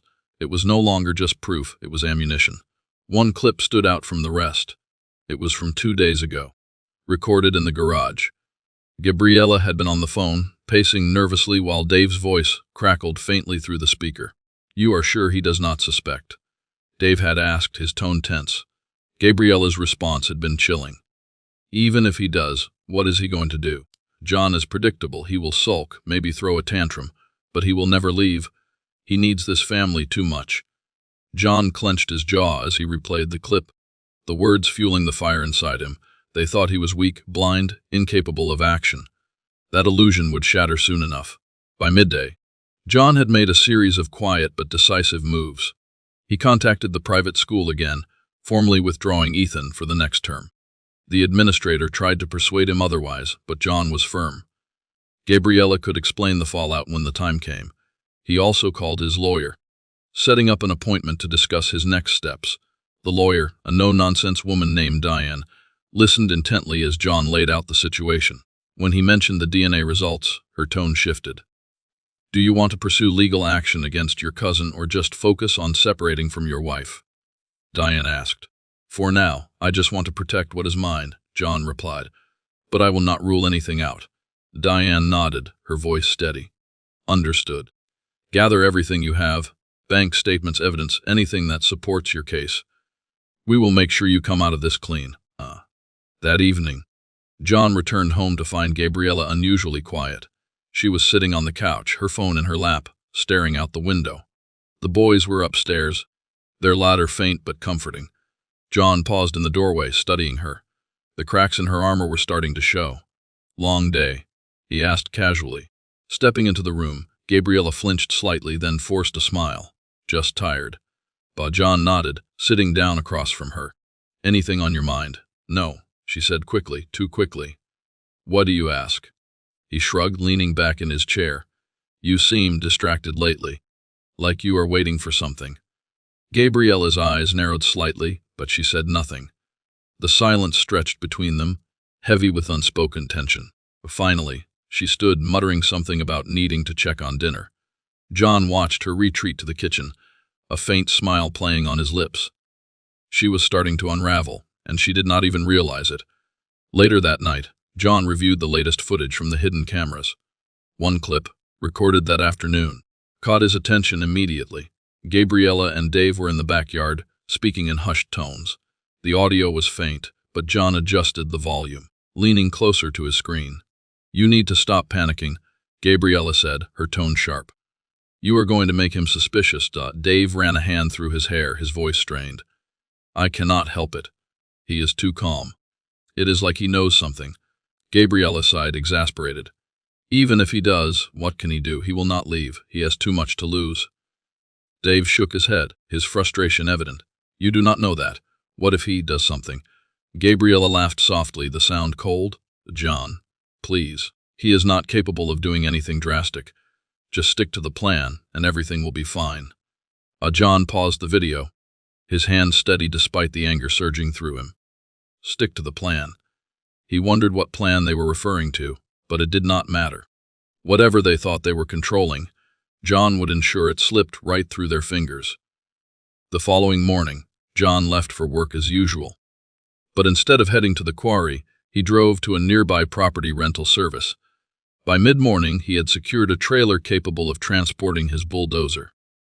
The staff barely gave him a second glance as he signed the paperwork, their attention focused on the stream of other customers.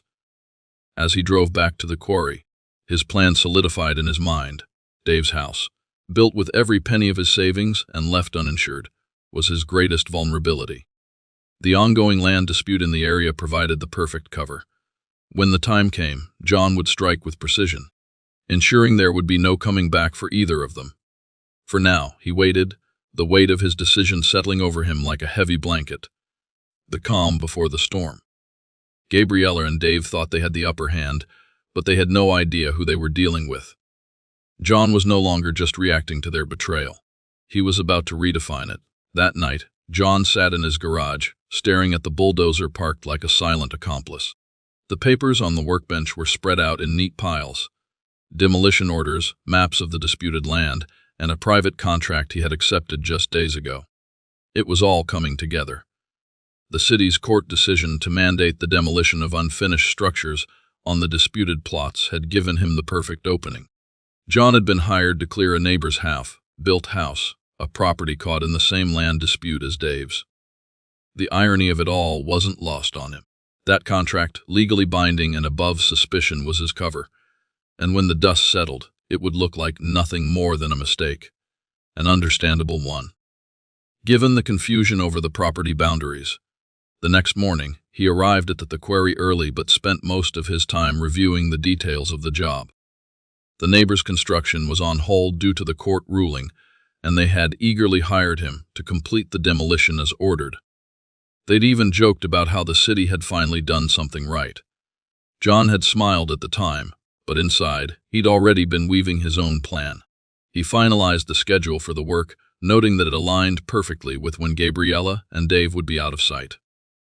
Dave's house, uninsured and precariously situated, was practically begging for someone to finish what poor planning had started. That evening, at dinner, Gabriella chatted about her plans for the weekend. Dave had promised to take the boys fishing, giving her some time to catch up on things.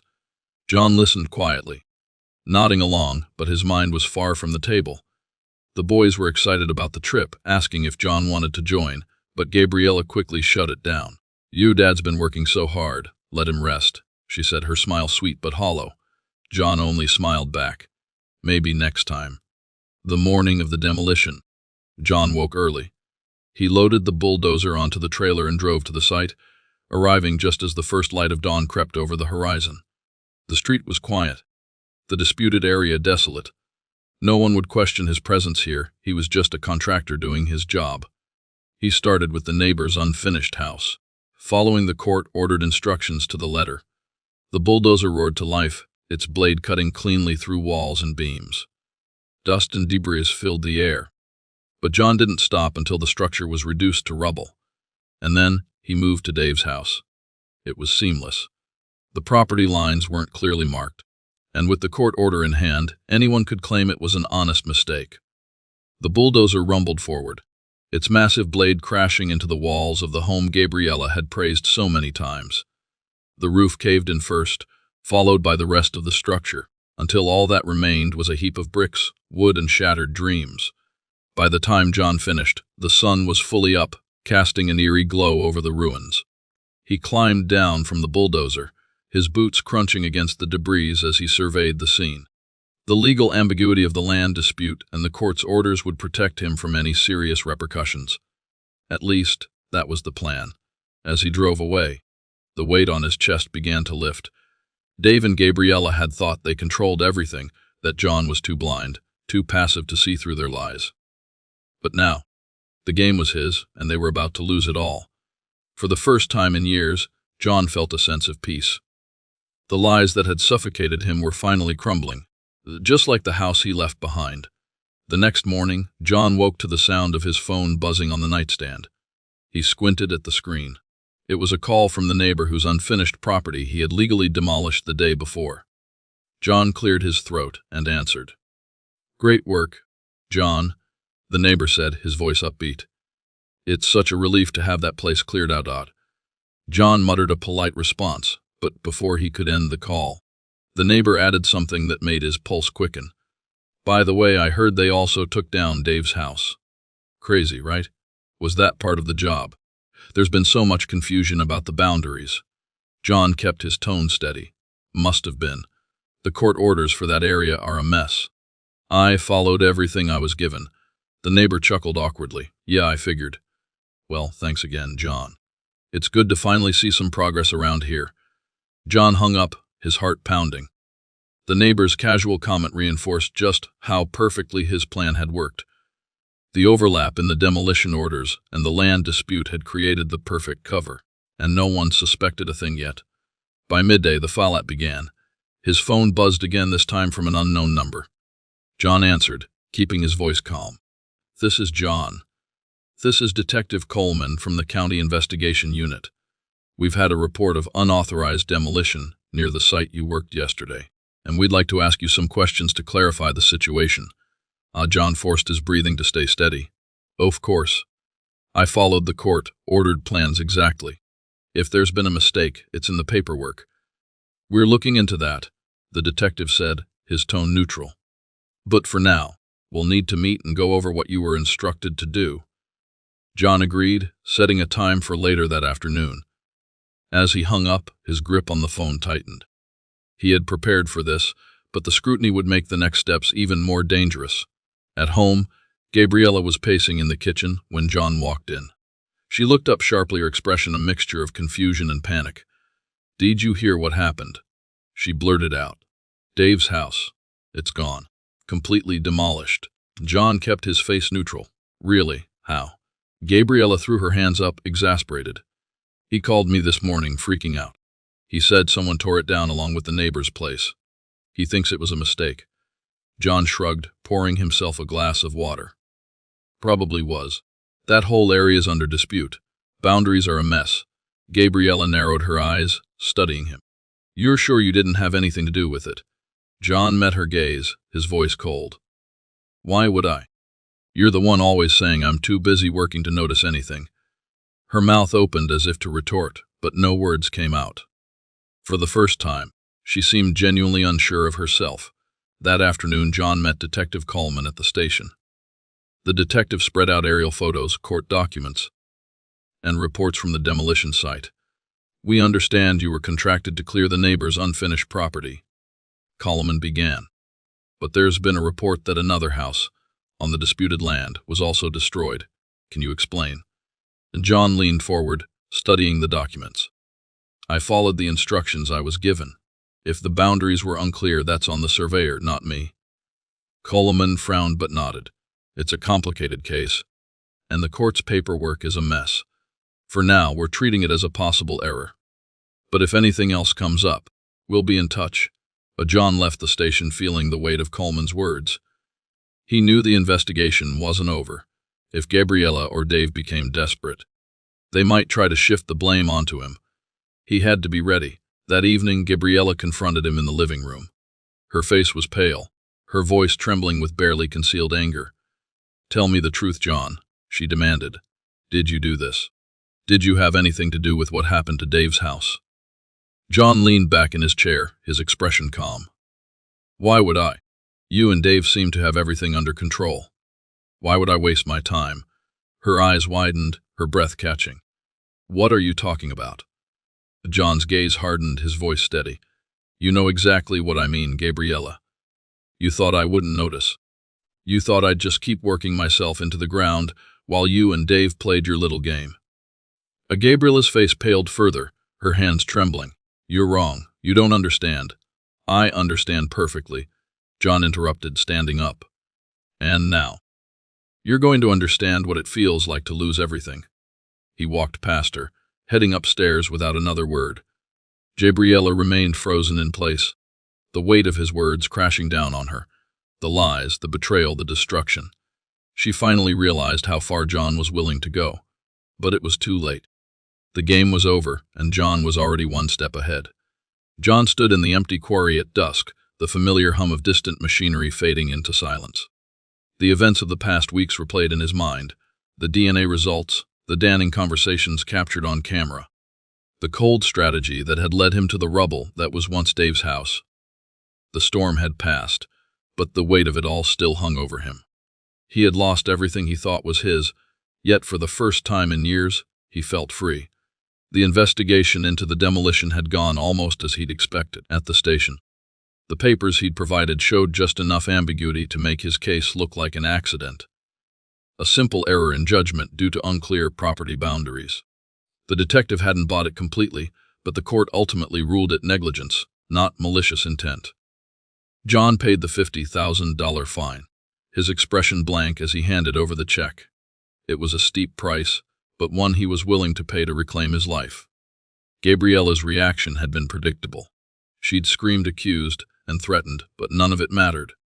By the time the investigation concluded, John had already cut off her access to the accounts and informed the private school that he would no longer pay the tuition. The boys would have to leave after the current term, though it wasn't their fault. They were as much victims of Gabriella and Dave's lies as he was. He packed his belongings quietly over the course of a week, taking only what he needed. The final conversation with Gabriella had been brief. "You just going to walk away?" she had said, her voice trembling with anger and fear. John had paused at the door, his bag slung over one shoulder. "You walked away from this marriage a long time ago, Gabriella. You just didn't have the decency to tell me." Her face twisted with something between regret and rage, but John didn't wait for a reply. He stepped outside, closing the door on 15 years of betrayal. Dave, on the other hand, had been completely undone. The destruction of his uninsured house left him homeless and in debt. The land dispute made rebuilding impossible, and with no resources to fall back on, he was forced to move in with distant relatives. John didn't feel sorry for him. If anything, it felt like justice. Weeks turned into months. John settled into a simpler life, free from the crushing weight of side jobs and endless expenses. He focused on his main work at the quarry, putting in honest hours and coming home to the quiet he'd once taken for granted. The house he rented was modest but clean, a reflection of the new life he was building.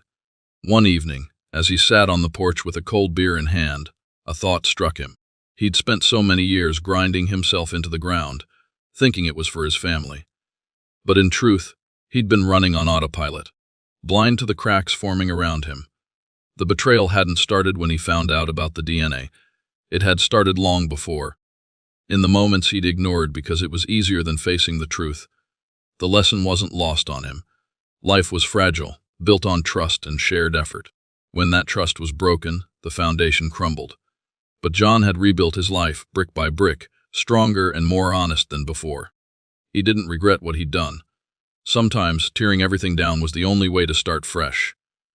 To the men reading this, men like him, who had worked their whole lives for others while ignoring their own happiness, John had one piece of advice: pay attention to your life, your relationships, the little moments that seem insignificant but aren't.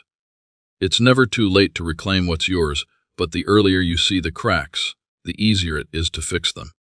As the sun dipped below the horizon, John felt a sense of peace he hadn't known in years. The lies were gone, the weight lifted. He didn't know what the future held, but for the first time he was ready to face it on his own terms. And that, he thought, was worth everything.